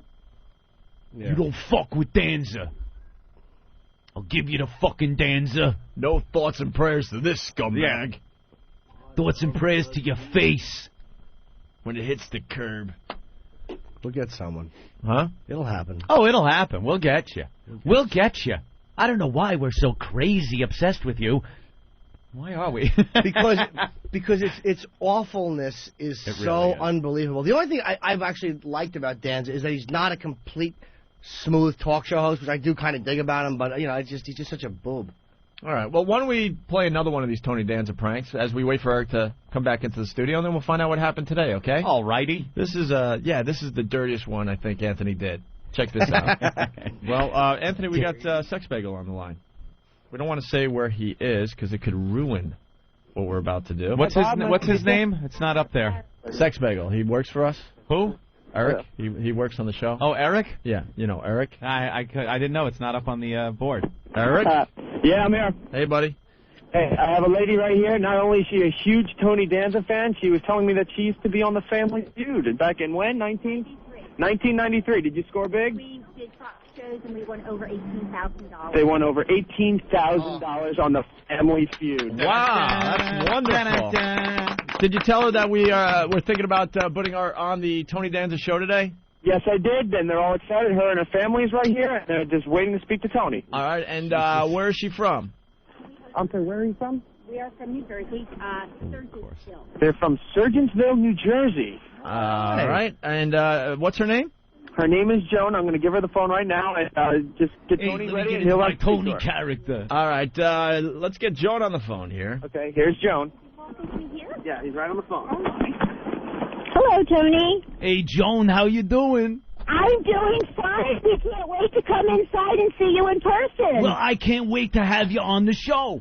Thank you. I mean, we watch it every day. We love it. I especially like the food, particularly. Oh, you like the cooking segments? I do. I like the BS food segments. Well, I love to cook. Being Italian, I cook a lot at home. Uh-huh. And my kids, they get involved, and I think it's something a lot of people like, Oh, you know what? I have a great recipe for spaghetti and clams, the white sauce. Spaghetti and clams, that's my favorite. Well, you know what? I'll send you the recipe. You got a fantastic recipe for that? Yeah, I'll send it to you. You know something? Hey, one day I would love to have you maybe come on the show as a listener cooking segment or a viewer cooking segment. Oops. And I would love to. And we could have you cook your special. Wonderful. Actually, if you ever come over to New Jersey, you can come out to Surgeonsville. We live way out in the country, and it's a beautiful area close to the Delaware River. Oh, you have a nice place out there? Oh, yeah. So, we'll cook your spaghetti and clams first. You might as well taste it before it's aired. Yeah, I should taste it first. I like taking a little taste before I dip in, you know what I mean? Oh, yeah. Hey, how long you been a fan? You remember me from Taxi? I'm sorry, Tony, I couldn't understand that. Hey, you remember me from my old days in Taxi? Oh, absolutely. Absolutely. We've been following your career. I know that you do That's gonna stop. shows in Atlantic City. We're about 2 hours away from Atlantic City. Oh, 2 hours. So you go there a lot. Say that again? So you go to Atlantic City a lot. Oh, yes, yes. Oh, I love going there to gambling, whores, yeah. It's wonderful. Oh, it's wonderful. It's wonderful. You'll get on the big loser bus and take that down there? Yeah, yeah. Fantastic. Yeah, it's great. Are you going to be in Atlantic City soon? Well, yeah, I got my album, so I like to sing, and I go down there to Tropicana, and I get up there, and, I whine, and the Rubes give me money. It's fantastic. Oh, wonderful, wonderful. Well, I have a cousin who happens to own a condo right on the boardwalk at the end of the casinos, and it is just fabulous to go and visit him. That sounds fantastic. Yes. You know something? What? You sound like a big Tony Danza fan. I am the biggest Tony Danza fan. So I want to do something a little special for you. Oh, thank you, Tony. Here it comes, kids. Hold on to your hats. Okay. I need a little relaxation before the show. It's a stressful situation being out there. I'm kind of new to the talk show thing. You understand? Yes. So I'm thinking I could use a little company in the dressing room. Oh, my goodness. How would you like to come backstage and hang out with me while I get ready for the show? I would love it. I would love it. Do I bring my family? Me. Excuse me? Just me, or do I bring the 3 people I came with? Well, who do you have with you? My husband is here, and my 2 friends, Karen and Phyllis. Your husband's there? Yes. Well, that's fantastic. Yeah. Can you see where this is going? I can. Now, I'd like you, you know something? Bring the whole family with you. Oh, backstage to hang out with me before the show, because I need to relax a little bit. Okay, great. That's great. Well, you are just so special to say that. Thank you so very much. I love being special. And you know what relaxes me? What's that? I love to relax with you. Strap in, kids. You know what relaxes me backstage?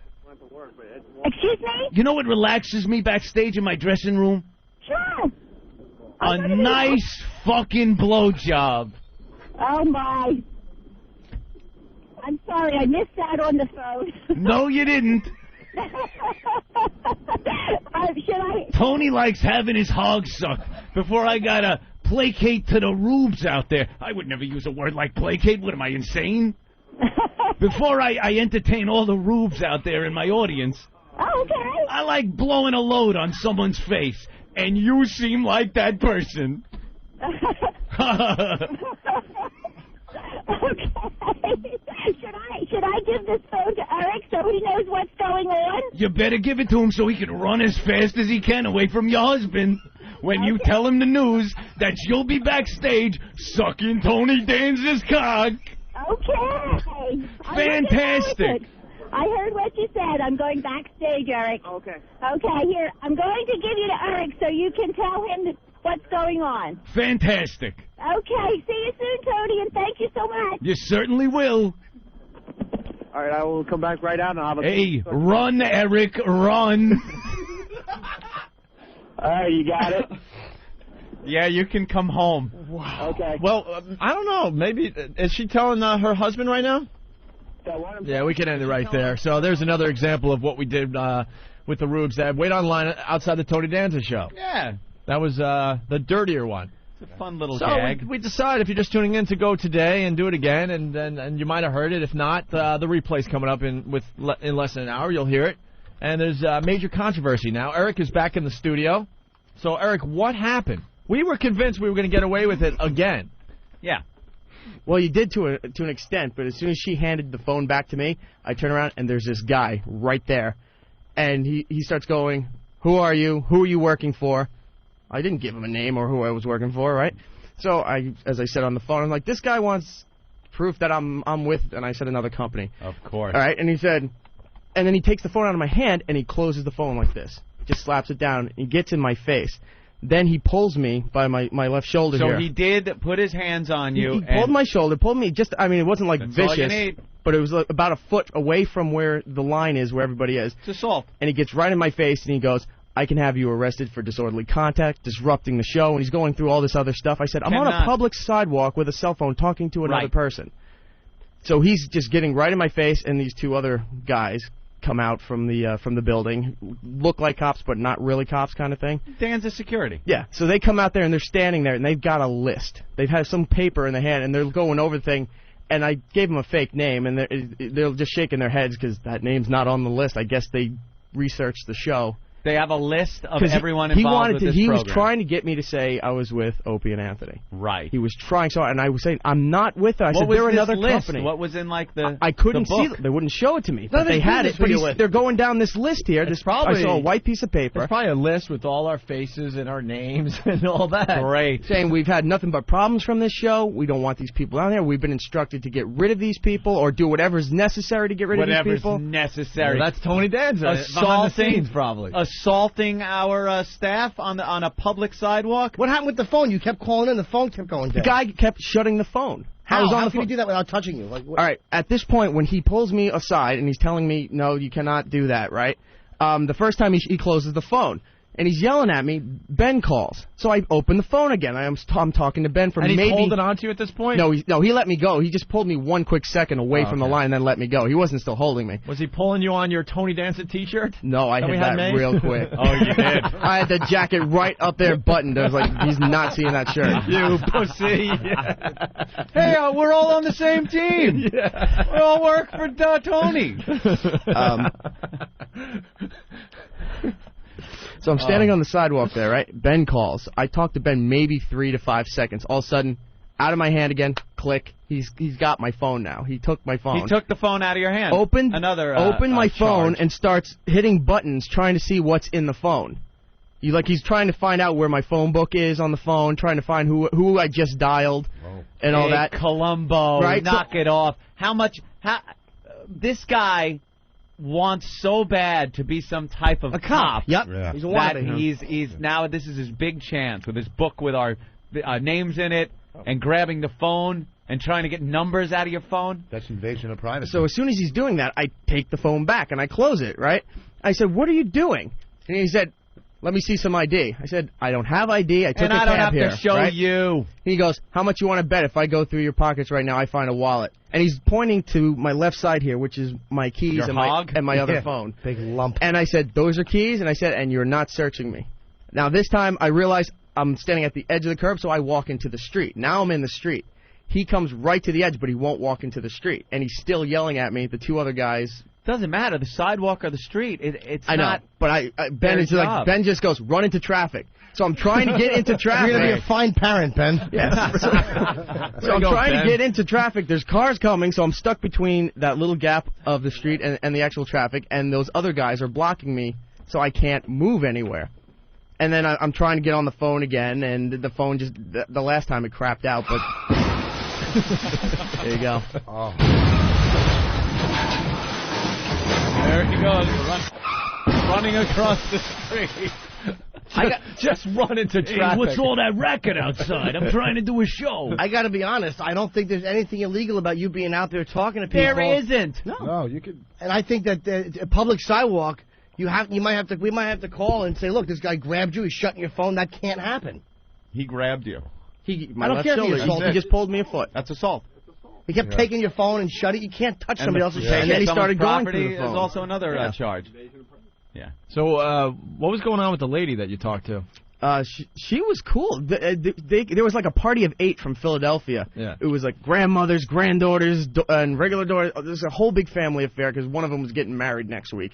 So they came up to go to the Tony Danza show, and they were all excited. They were having a blast talking on the phone. They're all sitting there, Danny DeVito, yeah, and they're all cheering. And trying to come up with the names of the people that Tony couldn't remember. And one of the older ladies is tapping on. He's like, he's got a CD.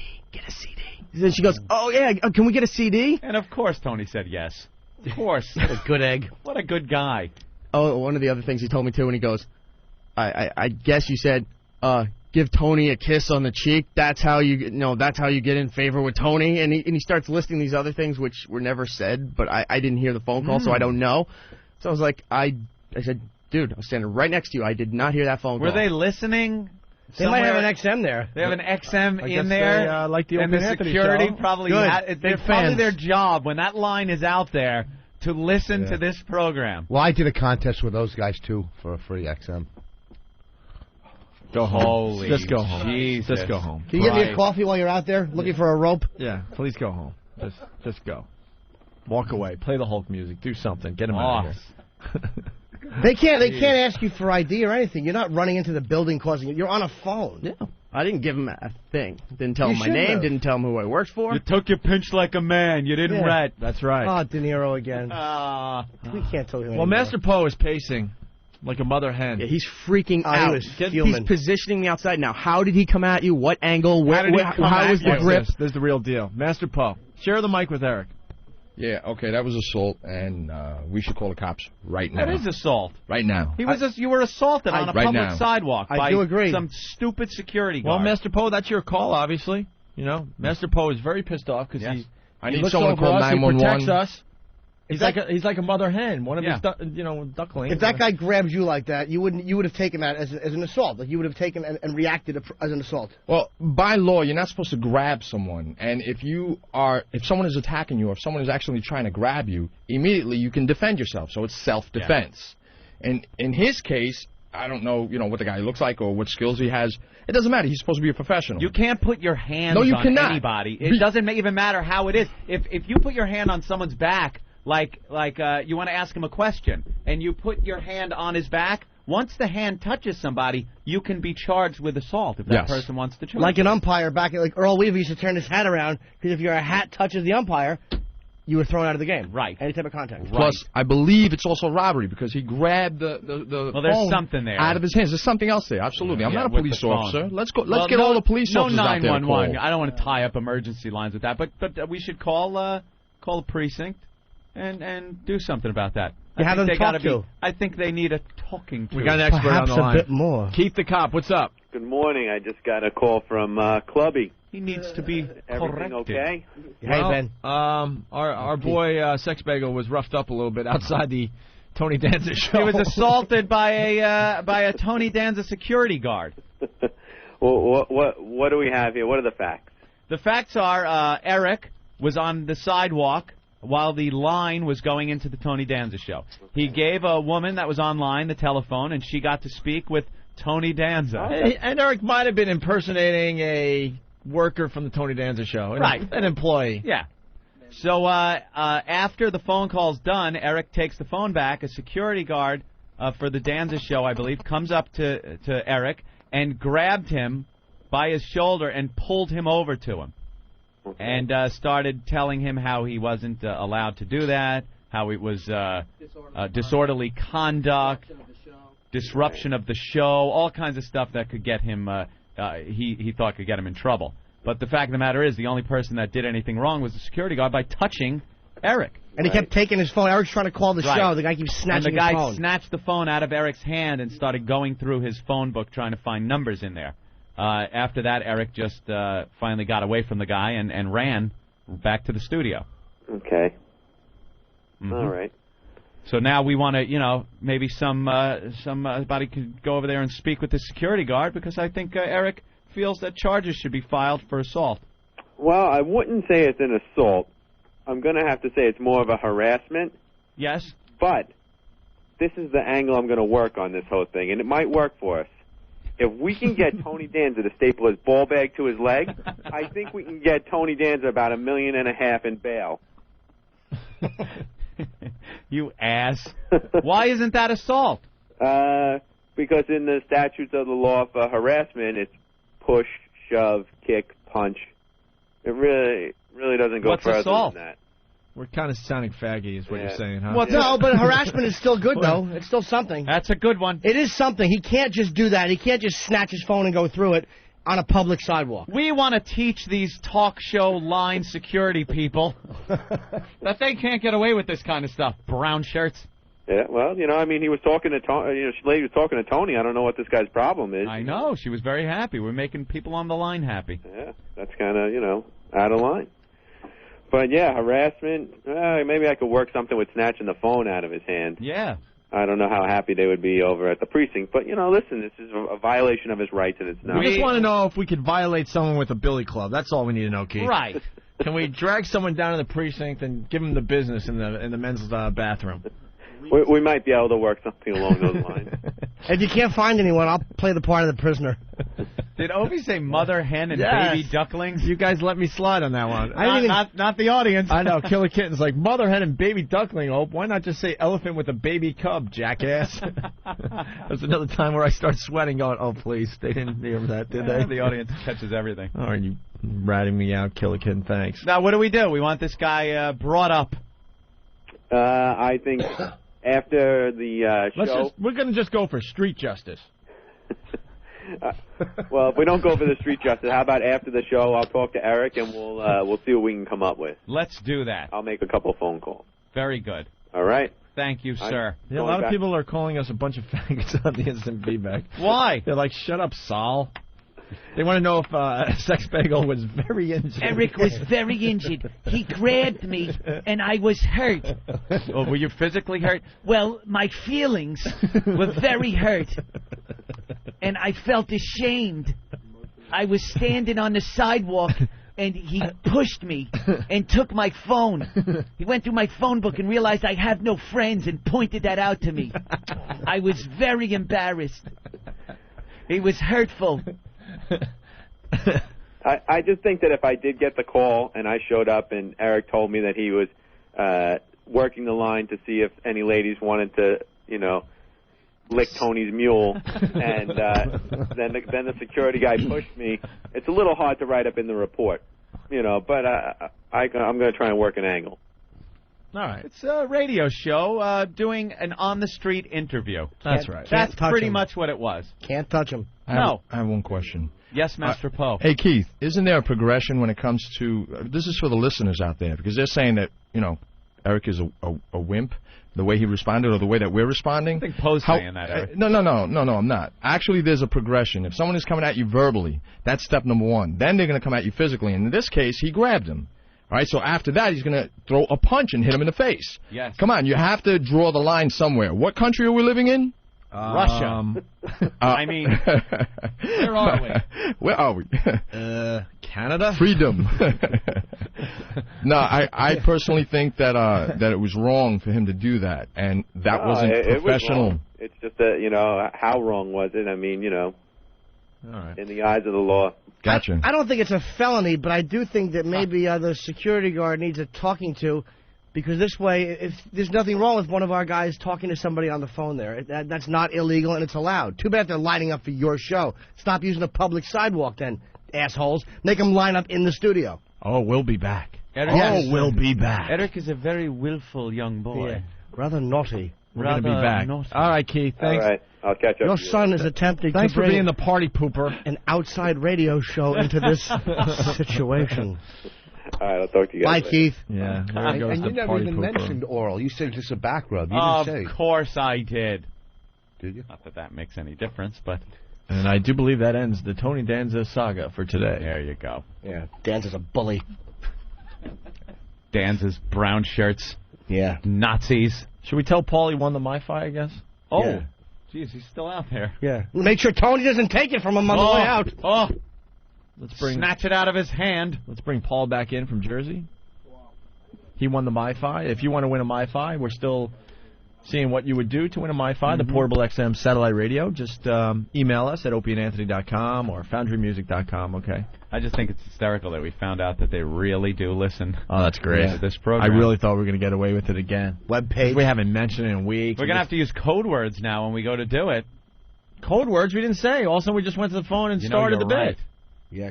And they were How on the us hell like are we that. Gonna get away with it in the future. We'll figure it out. So what kind of code word can you use for Danza? We'll be back. Maybe you play the retard singing "Time of My Life" and that's the Danza signal. Oh, we'll be back. Oh yeah, we will. Oh yeah.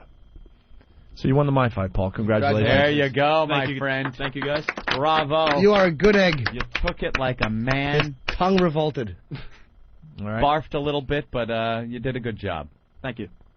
You want to say anything?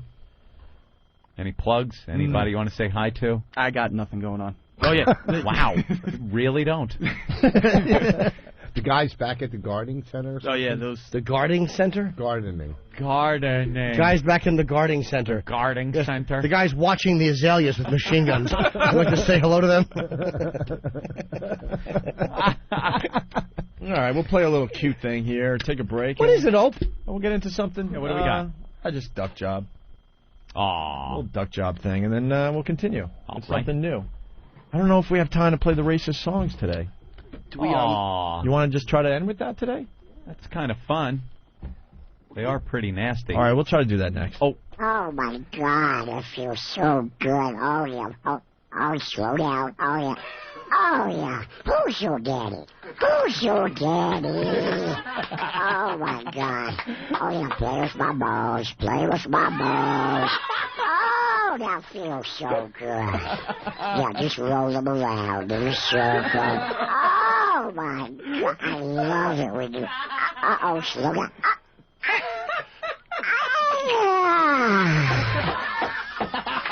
Don't move.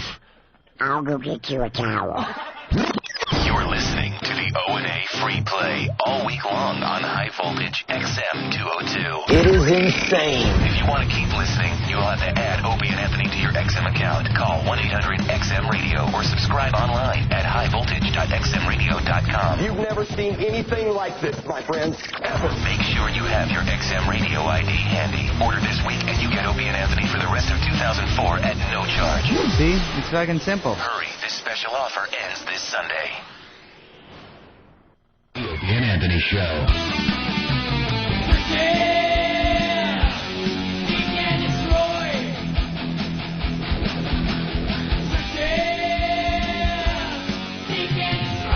Of an eating, drinking, shitting, fucking Santa Claus. Fuck me, Santa, fuck me, Santa, fuck me, Santa.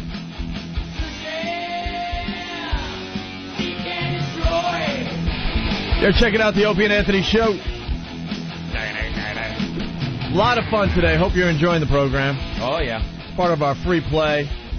I don't know. If you like what you're hearing, you could add us to your XM account. It don't cost nothing. You can call 1-800-XM-RADIO or subscribe online and just add us to your XM account. Opie and Anthony, High Voltage 202. Right. We're still working with that High Voltage name, huh? Yeah. They just don't listen to us. We wanted the virus. We want the virus or something that makes sense. Or something with Opie and Anthony in it, so there's a name recognition. There you go. I never liked High Voltage because it just... Is that electricity? Yeah. Very I good. think because we're shocking, and it's just like, Well, can't we get a little more creative than that? We have a conference call today? Oh, that's good. That should get a lot done. No, I got an email. Oh, what? Yeah, that no conference today? No conference call today. Oh my God, I'm so happy. I'm not. I want to discuss this High Voltage name. Let me check. Are they? I will be traveling to Nashville, so we should cancel the post-show call today. I'll be available by cell phone this afternoon if you need me at 202-297. I won't do it. Stop shaking. You just sit around your hotel room all afternoon long just waiting for that cell phone to ring. Yeah, it'll happen. Yeah. Yeah, so no post-show that's great. conference call today. Cool. Very all right. Happy. I don't like the fact that your names aren't in the title of that channel. Well, yeah. Well, we've been saying that. We've been saying a lot of things for a long time. Okay. We got some racist music, and I got to tell you, I wanted to hate this stuff, but as far as comedy goes, it's kind of funny. It's very hateful. The lyrics very hateful and hurtful, Opie. So it's people are offended. I understand people are very that. offended by it. They're It's definitely stereotyping. It's hate music. It'll be #1 with a bullet in Boston. Some of these songs. Boston will love this. BCN should add the record. Yeah, Boston. It does rock. Yeah, Boston, crank up this next segment. You're gonna love it. I'll give it that. And also, they make a point that a lot of black groups. What am I? Larry Jesus, King. Larry. You know, a lot of the combos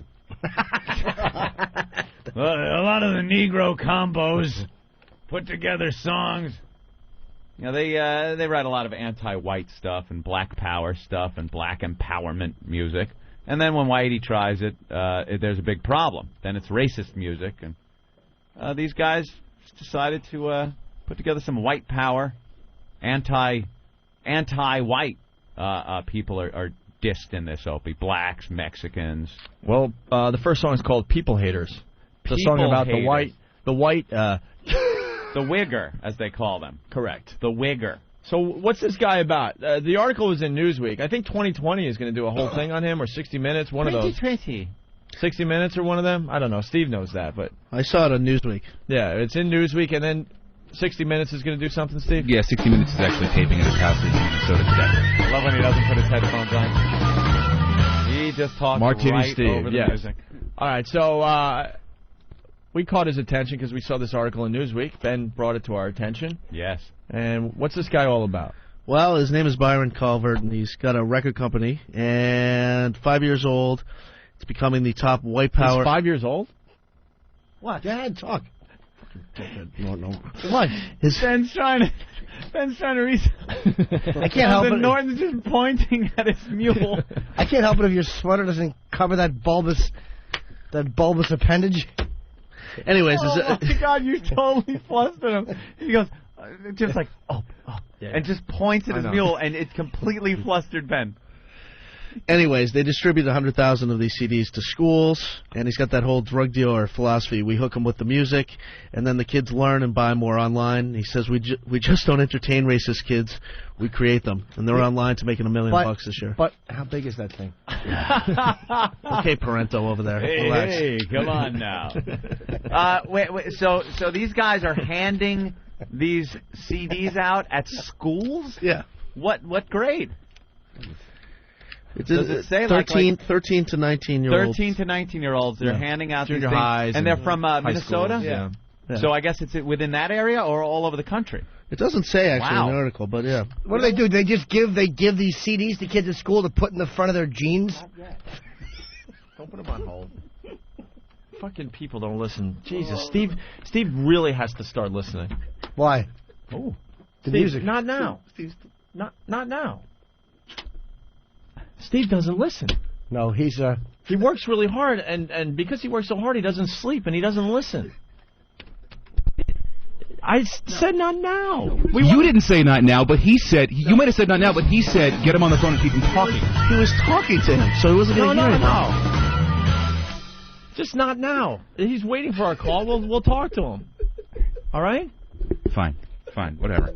And this fucking guy's gonna giggle and make me look like a fucking flaming jackass. The flaming's the hat. I know. You know what? But you know what? No. He was just talking to him off the line. There wasn't anything there. Let's all get on the same page. I don't want. No. Okay. I don't want him on hold or anything yet. Oh, I know what you mean. He wasn't putting him on hold. Shut up, you. I know what you mean. I'm just trying to... Steve, just punch I'm trying him to in figure the it out. face. It looks like a big, juicy dilemma. See, I can't... You can punch him in the face. I can't punch Ben in the face because if I punch Ben in the face, he's herking and jerking. How do you hit him? I'll miss him. He's herking and jerking. There's no hitting. Permanent damage to poor Ben. I don't want to do that. And you got that deep bass voice. You got to put your headphones on because you're just blowing everyone away. Yeah. Wow. All of a sudden it's like... Oh, man. All right. Sorry, Steve. Holy jeez. Okay. Dude. What? Steve was pissed. Oh, he was hot. I understand, but... He was hot under the collar and on top of his head. Is He Voss was really hot under the sleeping? ankles. What? Are you sleeping? No, I was just thinking of something. He was asleep. Oh, my God. Voss is sleeping during the show. You are an old man. Right? He nods off like Grandpa. I was thinking of something. Way to support your friends. What were you thinking of? The show stinks that bad you have to fall asleep. He was asleep. What were we just talking about? You were asleep. I can tell you everything that just happened. Okay, what? What happened? Steve came in here. Pack of lies. Steve came in here because he was accused of the phone, whatever, and Ben, he didn't want to hit Ben in the bobbing head. Okay. Well, all right? what limb did Ben admit that he's smuggling in the front of his pants? The one that he was blocking with his CD. I just closed my eyes because my head from when you scratch behind your ear real hard, I get a headache. So I was closing my eyes. I'm not tired at all. He was asleep. I was not asleep. You were asleep. Was I drooling? If I was drooling, then I'd be asleep. Cannoli cock. Did you notice that he was asleep? We should have just let him I know. Continue. Let him continue. No, I swear to God, I wasn't. You just fell asleep. I know he was asleep because the listeners are writing. Voss was funnier than ever. Voss is old. All right, so we're going to talk to the guy in a minute or two, but I wanted to play some of the songs first, Right. Anthony. Yeah, don't put him on hold. Just call him when you're ready for him. That's what I'm saying. I hear you, Ope. All right. Use that phone that's in the front of Ben's pants. Are all these songs on the same CD? It's like How many college students could fit in that one? Is it a compilation disc? Yes? From different artists, Steve? Oh. Steve, you can come back in. We're not going to bite you. Come on in, Steve. Oh, this is the same artist? Same artist? Same artist is on those tracks, yeah. It's, just play it.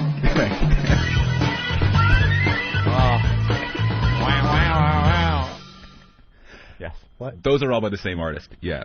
That's really? a group called the People Haters. But the compilation that he's handing out is a bunch of different artists.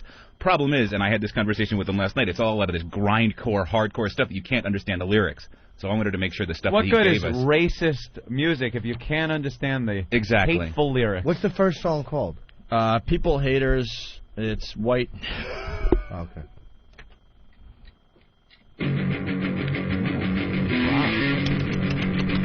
Sabbath. You look like a nigga. You dress like a nigga. You talk like a nigga. You walk just like a nigga. You're a white nigga, white nigga, white nigga. Gonna pull the trigger on a white nigga, Jigaboo!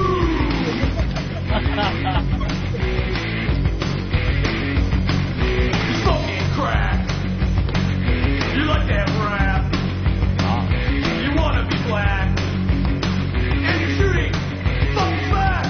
You're a white nigga, white nigga, white nigga. Right. You're a white nigga, Jigaboo!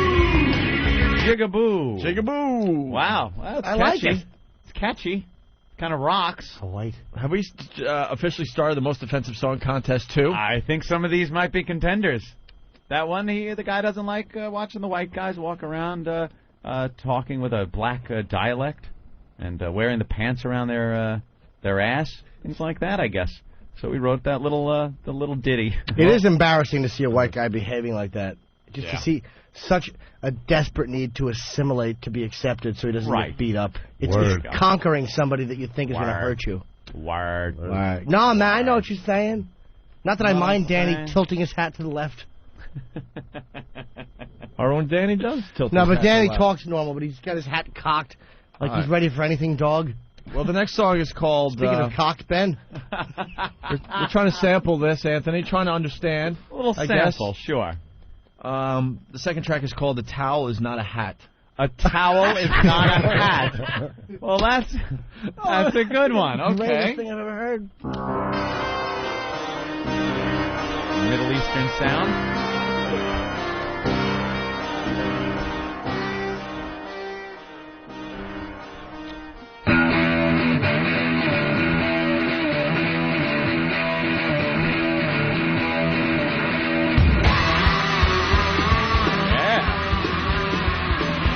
That's actually a cool sound right there. Pretty good.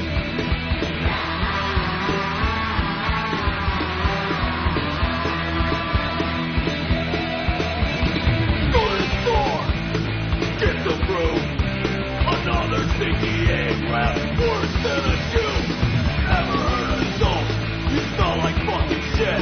With that towel on your head, you make me fucking sick. Go to the hat, go to the hat, go to the hat. Towel's Not a Hat. Yeah. Pick up your fucking towel. Just a towel head, land of opportunity. Get the work visa, brings his whole family. Gonna rip you off, better kill your chain. Rag on your head, cover greasy veins.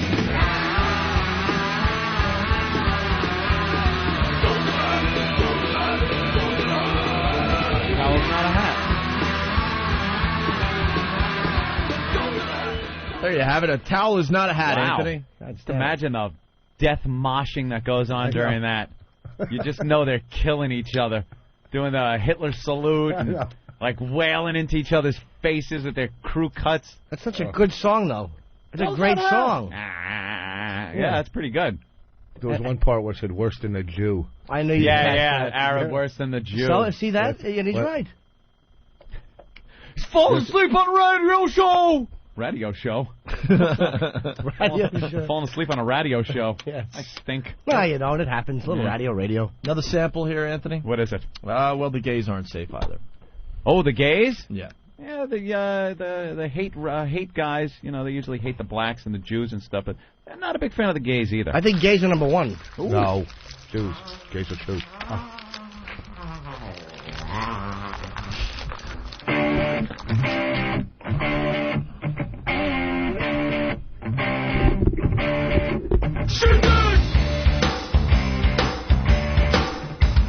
We hate all shit.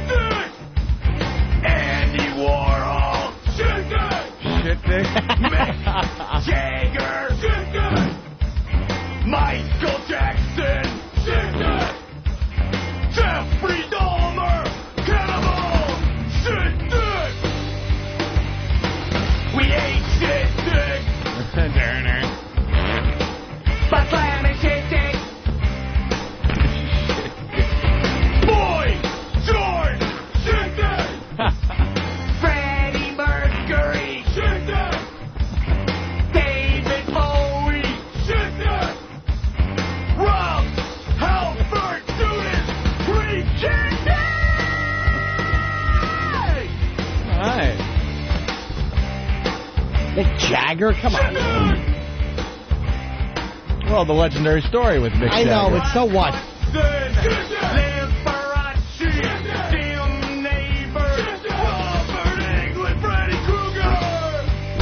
Freddie Krueger's gay? a shit dick? What? What?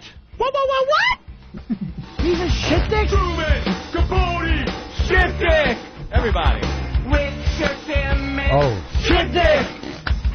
Rod Stewart, Shit dick! Jim Norton. Shit dick. Hey, whoa. Shit chest. That's right. Ben Sparks. Big dick!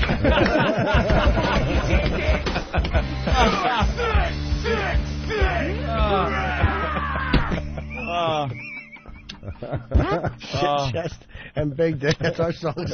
Rich Voss. Shithead.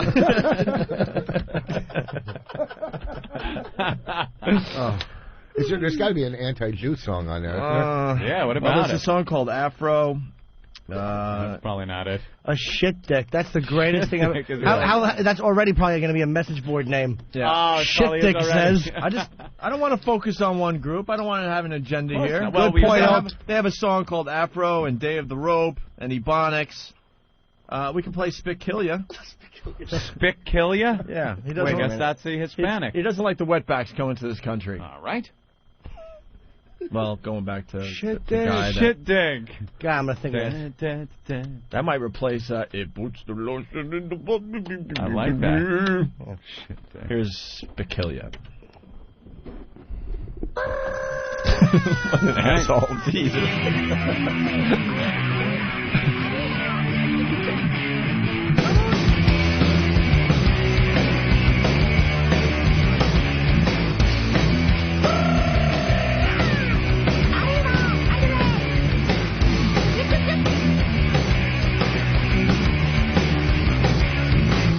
They're jumping all the fences, they're coming through the trucks, they're coming through the sewers, they're coming in trucks, they're swimming across the river, they're coming in boats, they're bringing their children, even their dogs, coming through the tunnels, coming through a place, coming through everywhere, hiding on the train, exterminate the vermin, just like a rat.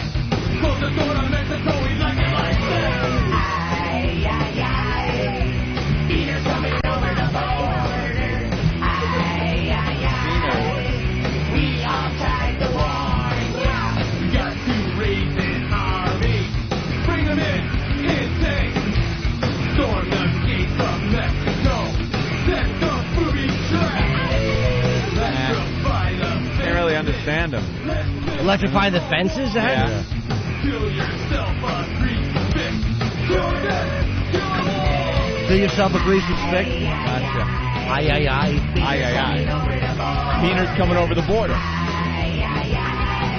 Catchy. I like Mexican radio better. I'm on a Mexican radio. He comes out with baked beans on his face. Yeah. A radio. Radio. I understand. Radio. I understand the hate angle in these songs, but they're also kind of silly. They're fantastic songs. Yeah, and people aren't going to take their hate seriously if they kind of put them into catchy, funny songs like that. You know what? You sound like a real shit dick.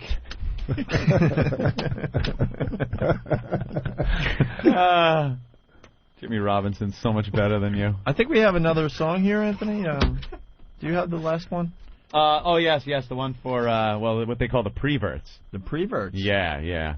They're really not a big fan of the preverts. All right, let's hear that one. The internet is for porn. The internet is for porn. Me up all night hugging me, porn to porn. Wow. Yeah. Huh. Boss, that's funny. You can laugh. Oh, that's hilarious. I didn't hear it. I didn't get it. You really got to get an XM radio. How do you not have an XM radio? Mike Brady, shit dick.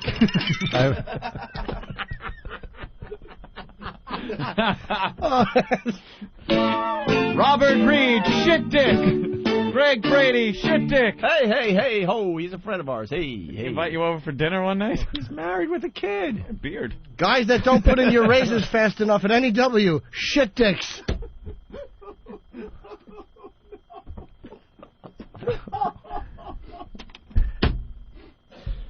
Wow. Oh, gee. Oh, my God. Oh. That's so inside, I just got hit in the thigh. Intern that bangs your $1,000 hooker for free all weekend long. Thought he was a shit dick. Fuck. God, I suck. Thought he was a goddamn ass. That's right. Those were shit dicks. What is this? A string of shit dicks? Those were shit dicks. Mr. Fabersham. Oh, God, I suck. That's Almost right. made it all the way through that, and I screwed it up. Yes, problem? Problem? I see Opie just got a note. A communique, Anthony, a communique. Urgent There's communique. a Q and a U in that. Stephen Lynch has a song called Vanilla Ice Cream. Have we ever heard that one? Yeah, he played it live on the show. Oh, he, he did? he doesn't like white people. He likes the mocha girls and everybody else That's but a the good white idea. girls. Oh, right, I do remember that. That's a good one. Yeah, I just put it in there in case you wanted it. All right. Well, considering we're just trying to waste time now, sure, why don't we play that? Stephen Lynch. A song about the truth. I wrote it about a lady I was seeing not too long ago. Hopefully I'll remember the lyrics this time. Have a seat and listen. Please don't say a thing. In matters of the heart sometimes the truth will have a sting. Just don't take it personally, this is no attack. But we will never last because I'm white and you are also white. I only like black girls, the brown girls, the cafe au lait, the caramel girls and mocha girls just blow me away. If you are Nubian, I want you to be in every fantasy. But if you're white, you say nighty nighty, you're just not the girl for me. Woohoo. Well, her body is a turn-on, curvaceous front and back. Her hair is quite literally an aphrodisiac. Don't call it jungle fever, 'cause that just isn't right. I am not a racist, some of my best friends are white. I just prefer black girls, the brown girls, the cafe au lait, the caramel girls and mocha girls just blow me away. Well, if you're a cracker, you better get blacker, or else you best get out. It is no mystery, I like a sister, see that's what I'm talking about. Ooh. Oh man, I hate vanilla ice cream. White rice is so bland. The milk chocolate melts in your mouth, not in your hand. The color is not the issue here. It's dignity, it's class. It's all about her heart. Okay, it's partly about that ass. I want me some black girls, the brown girls, the cafe au lait.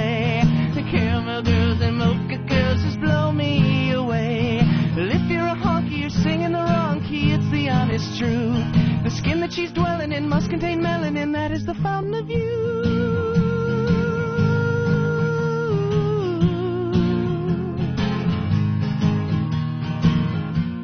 Thomas Jefferson, Robert De Niro was strong thermal,